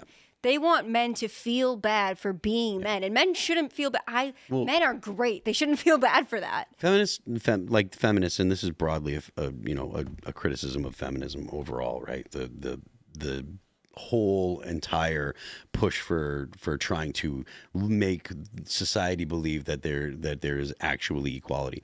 But feminists, when they look at men and they talk about men and they complain about men, or they articulate how they feel about men, they're always talking about rich men and their dad. Yeah, right? It's never, they're never talking about the guy that comes to get their garbage. They're never talking about the guys that do the hard work in society, all the things that keep society going, right? All the difficult tasks that, the linemen that get up there in the freezing cold in the winter because you had a snowstorm and power's out to, 10,000 people or whatever. They're out there working 24 hours or whatever to get power back up. You don't hear women saying, "Oh, I want to do that." No. You don't. Women are not working on oil rigs, and these are the things that keep society functioning, right? They're the things that make modern society work. Absolutely. So it's all a story that, it's a narrative that they spin. It's a story they tell themselves when it's just not true. Feminists rail against successful men. They rail against 1 or 2% of the population and their dads. You know what? I will say on that point, look right in the camera at the audience. If you're a single guy and you're like, how do I date in this modern age? The first thing you should ask a woman is what her relationship with her father is like. If she says, oh, my dad is just, like she doesn't like her dad and he's clearly done nothing wrong, run. Other direction, 1,000,000 miles per hour. Get out of there. Do not date her.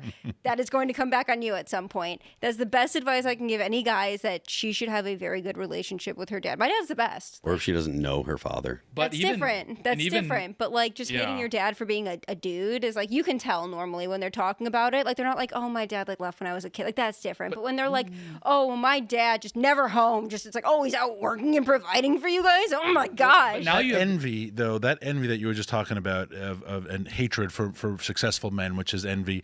It shows how like the heart of feminism is the same evil, the same Marxism of just Marxism in general. It's it's Mamdani, the ultimate feminist, right? Yeah. Like he hates successful New Yorkers. Yeah, and if you do by resentment, exactly, it's just the politics of envy, and feminism in that sense is just an extension of Marxism, right? Because it is a politics of hatred for people who have achieved what I haven't, because I'm either too lazy, too indifferent to. I mean, Mamdani is the ultimate failure. He lived off his mom and dad's money until he was 30.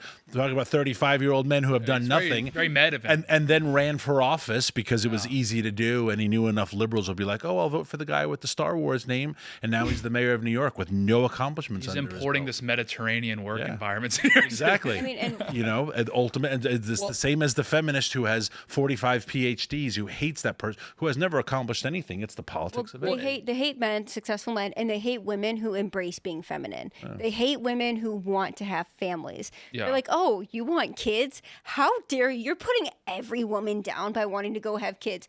What are you talking about? That's the best way to lift women up, is to, that's what we are here to do, is to be a second part of man, but also to have their children and to raise those children up to be contributing members of society. So I'm really sick of the whole like WNBA is just some feminist weird, like I hate all of it. I get like, Sophie Cunningham, I'm glad she said what she said, but like Tate's saying, doesn't mean she's on your side. She's still participating. Again, it's like if there were a North Korean who like was great on like the markets, I'm still against North Korea. Like just 'cause one of them is like good on the issue. But to your point, even at the early one, that's even starting to break down for men because of how like entrenched feminism has become, because now you have this epidemic of the girl dad. And what I'm trying to get at here is, doesn't mean a father that has daughters. That's a completely different thing. I'm specifically talking about the girl dad. And we saw this on display with Dave Ramsey recently. And like, I like Dave Ramsey or whatever, but It's like very girl dad. This is like it's an epidemic where this like lady calls in, and she's like, my boyfriend or whatever, like it's been 5, 6, 7 years, and he won't propose to me, and I can't remember her explaining. It's because she's in a ton of debt. That was why. And he's like, Yeah. And Dave Ramsey is like, well, you need to dump him. And it's like you sit back and you think for a second, you're like, okay, she's put herself in this situation. Yep. Zero accountability for her. It's the guy's fault. The So guy many is do so that. evil for not proposing to her. And it's like, I'm pro-marriage, very pro-marriage, pro-natal, etc. I have very conservative values on these things. I've been called a Ned Flanders conservative. I embrace that. But what I'm trying to get at here is like, now the dad isn't even a reliable stopgap because you have so many dads who are like bought into this like daughters can do no wrong, women can do no wrong philosophy where like somehow it's always a man that's so sick like of that. wronging the woman. And so like Dave Ramsey's like communicating that. It's like, okay, dude, first of all, she was like a nurse. How do you get in much debt in the first place as a nurse? Like you should get out of that quite quickly. Second of all, she should have dumped him 4 years ago. Like you should be able to size him up pretty quickly if he's not going to commit. Like where's the responsibility on the woman for ending up in that situation? She moved in with them. Do you know, like if they broke up, now she's like on the street basically, like just zero accountability. Yeah. And this is like an epidemic of the girl dad. And it's like entrenched, ingrained feminism now impacting fathers where they like quite literally think the daughters can do no wrong. So this is like what really irks me about conservative media broadly is it's always these like hits. Men aren't doing enough. Men aren't doing this, that, and the other. And I'm like, I agree. The state of the modern man's rough. The state of the modern woman in many ways is even worse. Absolutely. Like, can you blame a lot of these guys for not Yeah. even wanting to date these women? It's like totally To your understandable. point, the idea of Megyn Kelly criticizing women, or criticizing, or even criticizing men, like Megyn Kelly is not Yeah. behaving like a conservative woman. Like the woman she would. Yes. Like I don't know if she has kids or not. I think she does, but even still, Megyn Regardless. Kelly didn't raise them. Yeah. Someone Yeah. else raised She them. was busy Like- working. Au You know, pair it's or like something, yeah. like Sarah stays home, right? Yes. Yeah. She's with Theodore. If I'm not there, then she's with Theodore. Yeah, right? so Like it's there, like- we don't Yeah. put we don't have I don't have someone else raising my kid. You know, Mother. the mother. My kid's mother Yeah. is raising my kid. So it's just so annoying where it's like the constant belittling of men, and it's like, dude, it takes two to tango. Like modern men bad, totally agree. We like literally hit on it for like 2 hours, but the modern woman is like equally in a just disastrous state. To be fair, a lot of it is like social engineering or whatever. But like what I'm trying to get at is like it's not simply enough to just tell men like, well, you need to step up and you need to just go up and cold approach her or whatever. It's like, sure, but also like a lot of these women are crazy. Like Yes. they're Yeah. like Oh, the they are absolutely. voids are out of control. Absolutely. No, you're right. And that's the thing. It's like, I mean, it's a lack of accountability on both sides, but it is more so women. I know plenty of women who, if there's a breakup, they're like, everything is his fault. I'm like if again, more dating advice. If a woman tells you that her ex did everything wrong and she can't name one thing she did wrong, also a red flag because you should be able to take accountability. Like when you're Yeah. having communication, like you get in a fight with your significant other, argument, whatever, you should both be able to say, look, I'm sorry, XYZ, for whatever you did that was wrong, knowing that they also did something and you both apologize. That's how you maintain a good relationship and avoid these blowout fights or these breakups is you have open communication, you acknowledge what you did wrong, and you say, you know what, yeah, that was, Yeah. I was hungry. It's usually me. I was hungry. I'm really sorry. I And that's- recognize that. And that's like in the dynamic, but it's funny because like I have a fantastic girl at home. The best. Like she's absolutely fantastic. And guys will be like, well, do you have any dating advice? I'm like, no, I just got really lucky. Yeah. Like actually you have to sift through like so much insanity to actually find a I good feel one. bad about it, And yeah. like, I don't want to like, disclose anything, but like the way we met was fairly unconventional and that sort of Yeah. thing. So like people are like, oh, what do you do this, that, and the other? I'm like, dude, I have zero advice. This I just fell got in my lap, dude. I Yeah. got completely lucky because the state right now, it's literally a minefield. Like Yeah. I'm watching so many guys just get their lives absolutely obliterated for a variety of reasons. Absolutely. I've wanted to talk about the girl dad phenomena. I've been reluctant to because you want to encourage fatherhood. Of course. And we need to differentiate dads with Don't be a daughters. girl Exactly, dad. but Yes. I have always and I guess we shouldn't start a new topic with a little time. Go ahead. But I've always had a real problem with like not just the T-shirts. A lot of people have it on their Twitter bio, like girl dad, husband to Sally, president of General Motors, senator from Georgia. I'm like I love the fact you put your family first, but like if my dad ever presented himself as like husband to Maria, ew, Yeah. Literally, yeah. what, like you were like a Goldman Sachs broker, like be like man, you know. Yeah. So, but it's always bothered me because dad had both sons and daughters, but he never would have called himself a son dad, a boy dad. And Boy I moms? don't know what's like. Congratulations, you have daughters. Congratulations, you have a son. But like, I've never seen a guy wear a shirt like boy dad because they would be like, "What do you mean by that?" Like, I don't understand why men wear a shirt that says girl. So girl dad and boy moms are the worst because Yeah, boy it's moms weird. create girl dads. They do. Yeah, inherently. yeah. Well, and like, and My mom had boys, but she wouldn't like. It's something boy when bothers here's me about and it. here's what it No, I is hear ya. because Like when you're people trying say I'm a foodie. It's like, wow, yeah, that's true too. Me too. And when people like, and to your point, it's so true. And to your point, like, I think the reason why it feels uncanny is because when you're presenting yourself as a girl dad, what you're doing is you're confessing that there's something inherently wrong with hyper-masculinism. So you need a way to disarm yourself to other people. And by saying, I'm a girl dad is saying, hey, I exist around women and they like me, including my own daughter. Like, that's what you're trying to communicate to people is by saying, like, see, I got a softer side to me. I'm And it's like, softy. And it's look like, at- if dude, you're you a should dad, be you have a doing softer that. side. You should be doing that through the way you treat people, not based off of like the company that like keep like that you keep or vice versa. So like when guys are like identifying as the girl dad or whatever, it's like they're almost conceding that there's something wrong with like being intimidatingly like masculine. my wife so it's runs a way to my disarm life. yourself. That's what you're saying. My wife runs my schedule. No, again, like when I say the boy mom, That's why it's uncanny. the boy mom is the one who is overbearing, doesn't like the daughter-in-law, like the one who's always like, it's our wedding when her son's getting married. That's the boy mom. The boy mom creates a very feminine man. Yeah. Which goes, and that man then becomes the girl dad type, where they're like, I have a softer side. I'm a bit feminine. No, be a dude, be masculine. Like, if you're a feminine dude, that is the least attractive thing you can be. We're Americans. We're supposed to work 18 hours a day, and then when your kid turns 18, you come by, you're like, hey, by the way, I'm your father. Anyway, I got to go back to work. That, like a bit of hyperbole there, but like, dude, what are we doing? Like seriously. And this is like, and again, this is like to lay my credentials on the table, like pro marriage, pro family, like it's this is like I think everyone broadly should be getting like married, having kids, etc. But this like a lot of men are operating out of scarcity right now, as in like because they don't know if they're guaranteed to carry their bloodline on because of how bad everything is right now. So when they get into a marriage, it's like the end all be all. They can kick their feet up. They just completed life. And like it totally disarms all these guys where like now they're completely beholden to their wife because that is the apex. That is their magnum opus, is like their family. And it's like, that's great because I you're the head support of the that. family. But historically, men, a wife and kids was an outcome of a life well lived. Yeah. Where now that's like the goal. Once I get there, I'm done. And it's like, dude, what if all these great men, as soon as they had a wife and kids, they kicked their feet up and they were Yeah. like defending this at all It'd costs? be like Africa now.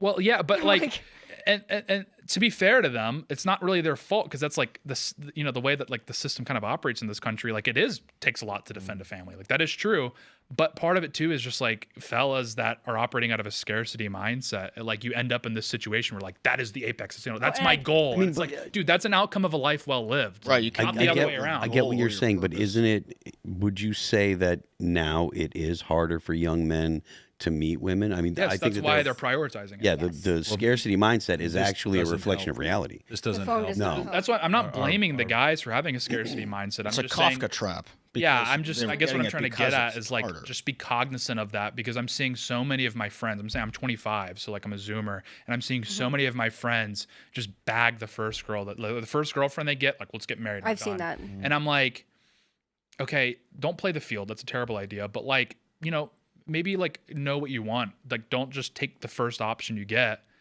Sometimes it works settle. out. Sometimes it Yeah. does work out. But like, oftentimes because of the scarcity mindset, like I don't know when another one's going to come along. So let's just get married, have kids, kick my feet up, and then you never hear from me again. Bro, I will tell you a story about that kind of mindset. I don't know when another one's coming along, but I'm not going to tell it on air. Yeah. Also the problem though is that not playing the field, but if you constantly think someone else better is coming along, Grass is greener. you don't have to. I'm not saying settle, but everyone knows people who have prolonged relations or ruined a good relationship because like, well, maybe that person's not the one. Maybe there is someone else out there, and now you're 44, and that someone else out there has all been snatched up. Yeah, I think the scarcity there is, mindset mainly afflicts guys that are right wing, and I think what you're getting at mainly afflicts men that are left wing, and then women broadly. Where I think women almost correctly, actually, because that is the way that society is kind of set up right now, is they can kind of just like reach for the brass ring. In this case, I guess a diamond ring, because part of it, I think, is because of online dating. Like, it inflates expectations. So you go on Hinge and you're like, oh my gosh, look, this is Options everywhere. I got options everywhere. Swipe. Back in the day, it's like you meet them at a grocery store. It's like, well, this is probably my best option. Yeah. And that's great. And that's how you create like happy families. Like, this idea that everything's going to be a Disney movie is just totally ruining everything. There is some good news, though, and we talked about this before we went live, that a bunch of statistics came out earlier of fertility rates nationwide have gone up in the last 6 months, except 2 demographics, which I thought was very interesting. It was illegal aliens. The fertility rate has dropped precipitously, which is not surprising because there are not as many here. They would still be American if they're born, which is unfortunate. Thanks, Amy Coney Barrett. But African Americans, and it's probably not that they are declining. It's just that the other groups are increasing and they have stayed the same. So it looks like they're declining. Black Americans, their fertility rate is higher than everybody else's. They just have such a high abortion rate. That's what I was going to say. They're more their like actual TFR. And to your point, and this is like what a lot of people are missing, is it totally dispels all of these like sociologists and economists who are like purporting all these different reasons why TFR is declining. It turns out that actually, if you just believe that you have a future in your country, you will have kids. It's that simple. Yeah.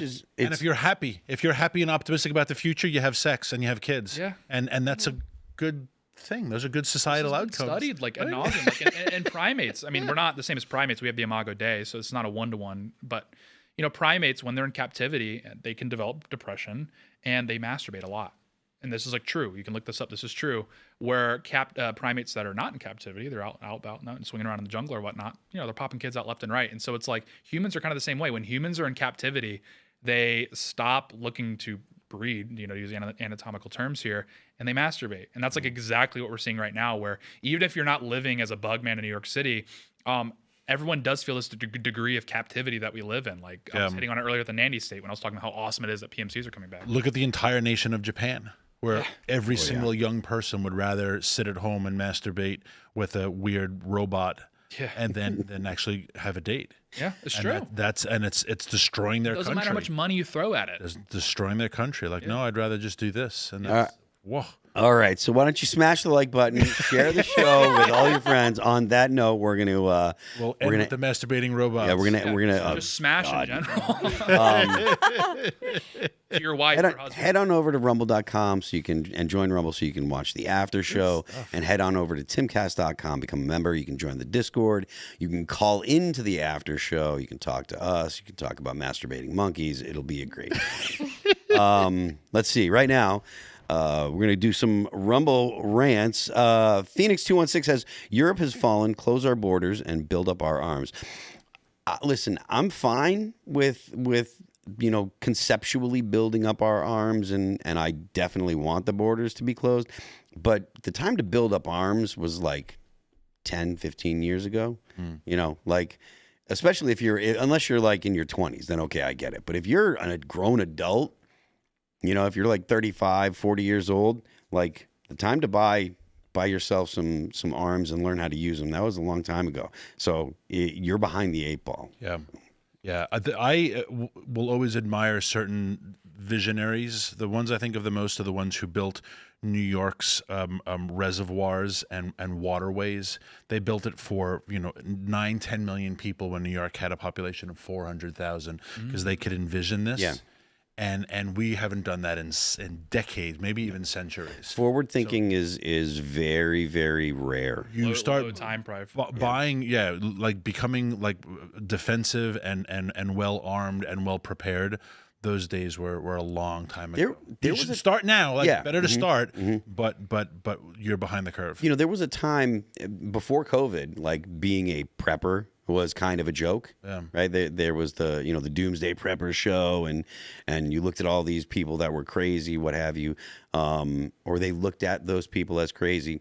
When COVID happened, they were fine. They were fine. When COVID happened, I mean, I got my house in New Hampshire. I live up there. Normally when I'm not doing the show, and when COVID happened, my life didn't change. I didn't have to use newspapers for toilet paper. I wasn't worried about the fact that toilet paper was gone from the shelves. You know, not the only thing is when I did go to go into town to go to Walmart, I had to wear a mask. But everything else about my life was the same. What about the gym, though? Did you have your own gym? We had to stop going to the gym. I had to stop going. Yeah, no, me because too. They shut it all down. down, but I was like, So, figure something so out. to be fair, yeah, that changed. But what I'm talking about is my day-to-day life when I was at home. But they didn't close the strip clubs. Remember that. Yeah, that is crazy. Gyms were closed because that's bad. But strip clubs were open because gyms and churches. It was right. such, But it was the such strip a, clubs were allowed to stay. such a mind. Back to my earlier point, gyms where you can see healthy expressions of sexuality nuked.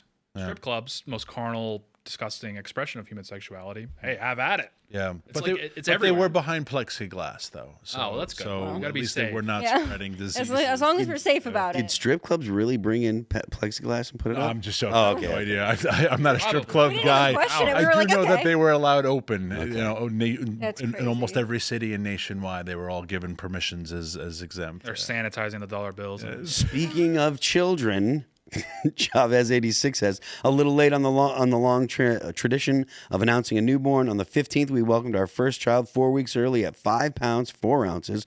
Welcome to the world, Genevieve Antoinette. She's really a miracle baby. Congratulations! Congratulations. Thank you very much world, for. Genevieve. Well, that's a heavy It's a name. great It's a name. great Genevieve name. Antoinette. That baby's gonna be great. You can Welcome, just- Genevieve. sick. Yes. Get a. I recommend it all babies is just get a Twitter account. Even if you Right have now fat with little their baby name. hands, or start tweeting like at Democrat They'll Congressman. be monetized by the time they're 18, right? Yeah. Okay. Goo goo gaga, whatever's on your mind, let it fly. Shreddy888 says if it's 99% of 80K young men, then that means they left the women behind, and the U.S. has a lot of young men that women won't date. You mean Spain? State mandated girlfriends from Morocco is what he's proposing. Yeah. Oh, okay. No, thank you. Nope. But I'm not exactly sure what he meant because it sounds like he's confusing the U.S. with. No, what he's with saying Spain. is because all of these young Moroccan men have left the dating pool, there's now a lot of single women in Morocco that won't have men. Oh, and, I don't And in think America can't pair up, so we should have state mandated girlfriends from That's Morocco. a terrible idea. Yeah. Yeah, that's going to end a lot of beheadings. Yeah, that's The a lot. women will sharpen the knife. Joe, the individual, says, I lived in Dubai and Qatar. You can drink. Duty-free liquor stores and bars. Same in Bahrain. You are thinking of Kuwait and Saudi, but they party in the countries with alcohol. Yeah. Yeah, well. I spent most of my time in Kuwait and Iraq, actually. So, yeah, I just despise the Middle East. I hope you had fun there. Congratulations. I despise the Middle East. What were you doing in Iraq? I was in the State Department. Oh, okay. Yeah. Let's go. I've heard a lot of people say things like I was in the It's State just Department. Awful. That's why you have a positive view of Blackwater. Awful. Save your awful. tail a few times. I know some guys that worked for the State Department. Awful place. Just awful. All right, Hated let's it see. So much. Hated it. You don't even get seasons. This is the worst part. I think I still have sand in my nose. I'm so sorry. The crap you would pull out of your nose at the end of out of your eyes. Just Nice place to visit, I guess. No. Shadev says we need another Reconquista to expel the hordes and another crusade to reassert the will of the West. My wife doesn't deserve this happening to her and her kin. I can't get her out of her country fast enough. I'm not sure where her country is. The United States is not getting involved in any kind of Reconquista, and the Italians should be responsible for Jerusalem. Yeah. It's like, a good start would just be like voting for the anti-migration policy party, and Yeah, then we can start talk there. about like a war, because it's like, how are we supposed to get that across the finish line? Vox is polling at 20%. It's like it's unfortunate, but that's the clear pill. if your wife is Spanish, I mean, this has happened before. It did take about 500 years for them to get their act together, and they eventually expelled the North Africans. Yeah. So, it will happen again. It We've will just only take had a little. Take some 50, time. 60 years of unvetted mass migration. It's like, dude, Yeah, in what the could grand go scheme wrong? of things, we're just getting started. Yeah, Remember, exactly. Hold the line.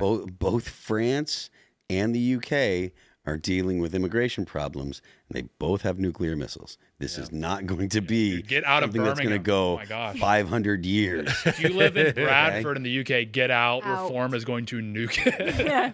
I've often thought Seriously. we should do a pilgrimage to Charlemagne. I think he's buried in Aachen, Germany, and I feel like we need to go and not that he's a saint, but you need to go pray at his gravesite and inspire that's the Reconquista, because he was instrumental in it. I have a picture on my Twitter. I went to Hadrian's Wall and hit it with the prayer and the hand on there. That's I think that's the new There you move. go. The wasp. Wasp Israel. That's the Wasp Western Wall. Yeah, literally. You get your vineyard vines on, get your loafers. Great. Yeah, and then just boom, hit a quick prayer, throw a note in there. I love it. Please, Oasis, letter. please lower the tickets. You can start a worldwide trend. I'm telling you, that would be right here, that right would now. be very like the gotta get Wasp this- We should all Western go. Wall. Yeah, we got to get it to Faraj's desk. Like Faraj, we need pilgrimages. We need the Hajj. We'll like rotate around That's like Trafalgar Square. hysterical. There you go. Yeah. Trafalgar Square. Imagine a bunch of wasps and their vineyard vines just like circling around it. That'd be I awesome. love it. His life says, just had our first child yesterday, but can't miss Timcast. Can we get a shout out for Olivia Rose? I'm running on 3 hours of sleep, too many nurses, doctors, and family. I'm sure Tim understands. Listen, 3 hours of sleep is a good amount of sleep in the first couple weeks. Yeah, well, you're sleeping in. Congratulations. Yeah, Very you excited. got to do it. Congrats, 'Cause your name's Olivia Olivia, Rose. so you got to do the whole. Yes, congratulations and welcome, Olivia. Happy to have another one. Yeah, there's at least 2 in this world. Yeah, it's crazy. And Olivia Rodrigo's, there's 3. It's a beautiful name. It's a good name. All Tell right, my let's parents. Whenever see. someone's like, "You have a pretty name," I'm like, "I'll tell my dad." Like, I don't know. Like, thank you. I'll I didn't text choose my it. dad. Yeah, I didn't choose it. He's probably watching right now. Your boyfriend hates me says, member since day one, looking for help. My dad and business partner was recently diagnosed with ALS. Give, Send, Go is Mike's ALS diagnosis. Please shout out. Need home renovations. You guys are family. Mike's. yeah. What was it? Mike's ALS diagnosis. Mike's ALS Give, Send, Go. diagnosis. All right, yes, everyone head over there right now. When we had Patriot Mom down for the count, you guys, unbelievable. Yeah. He was over the moon about the support. So All right, I think get I over found there. it. So Get to Mike's ALS Awesome. diagnosis. yeah, I'm gonna put it on X right now too. Terrible diagnosis. It ALS is. It's a awful. Son of a bitch. Mike here says, the woman in the UFC I find to be as exciting as the men. Only league I've ever experienced this. I mean, no. Yeah, that's a freezing cold take. I'm sure you're a great guy, but I just agree to disagree here. We love you, Mike, but Yeah. No. no. So yeah, smash the like button, share the show with all of your friends, share the show with everyone you know. Head on over to rumble.com and become a member there so you can watch the after show, which starts in just a moment, and head on over to timcast.com, join the Discord, get in there, talk to people, meet people, make babies with people in the Discord. You won't be the first. You'll find yourself a girlfriend or boyfriend, maybe, fingers crossed. But yeah, do you want to have any where can people find you? Sorry. Yeah, Daniel Turner, Power of the Future, powerofthefuture.com for all things energy, climate change. We're on the good side of all these issues. And if you love sheep and you love farming and you want to follow us on Instagram, Bristol Farm, Virginia, your favorite sheep farmers there. So we love fans there. But yeah, great to be on the program. Cool. All right, yeah, you guys can follow me at Olivia Dasovic on X or on Instagram. Also, I'd be remiss if I didn't shout out @more today. So shout out to @more. And again, go to timcast.com/Discord. Join us there. We have a lot of fun. Awesome. Yeah, you can follow me on X and Instagram at Real Tate Brown. Daniel, this is a blast. Please, that was fantastic. Please Thank come you. like every day. Every day. I know you have like Third a lot chair. going on, but- I'd be happy to. Thank you. Third chair. And Mike's ALS diagnosis head there right now. I think Olivia's going to tweet it out. So I did. I just. Okay, I'll just posted retweet it. that. You can go to either of our profiles. and Retweet it find as well. I'll retweet it as well. I'm Carter Banks. You can follow me at Carter Banks everywhere, mainly on X. I do have a special shout out tonight. My good friend Sean Gent. We grew up across the street from each other, childhood best friends. He is being promoted to Lieutenant Colonel of the U.S. Air Force. He's currently stationed in Germany, and his ceremony's tomorrow. So I just wanted to say, really proud of you, dude, and keep up the good work. Thank you for your service. Yes, Yeah. thank you for your service. Lieutenant Colonel, that's no joke. I am Phil That Remains on Twix. You can check out my Patreon where I write about a lot of the stuff we talk about here. It's patreon.com/Phil That Remains. You can check out the band All That Remains at Apple Music, Amazon Music, Pandora, YouTube, Spotify, and Deezer. Don't forget the Left Lane is for Crime, and you should stick around now for the Rumble After Show.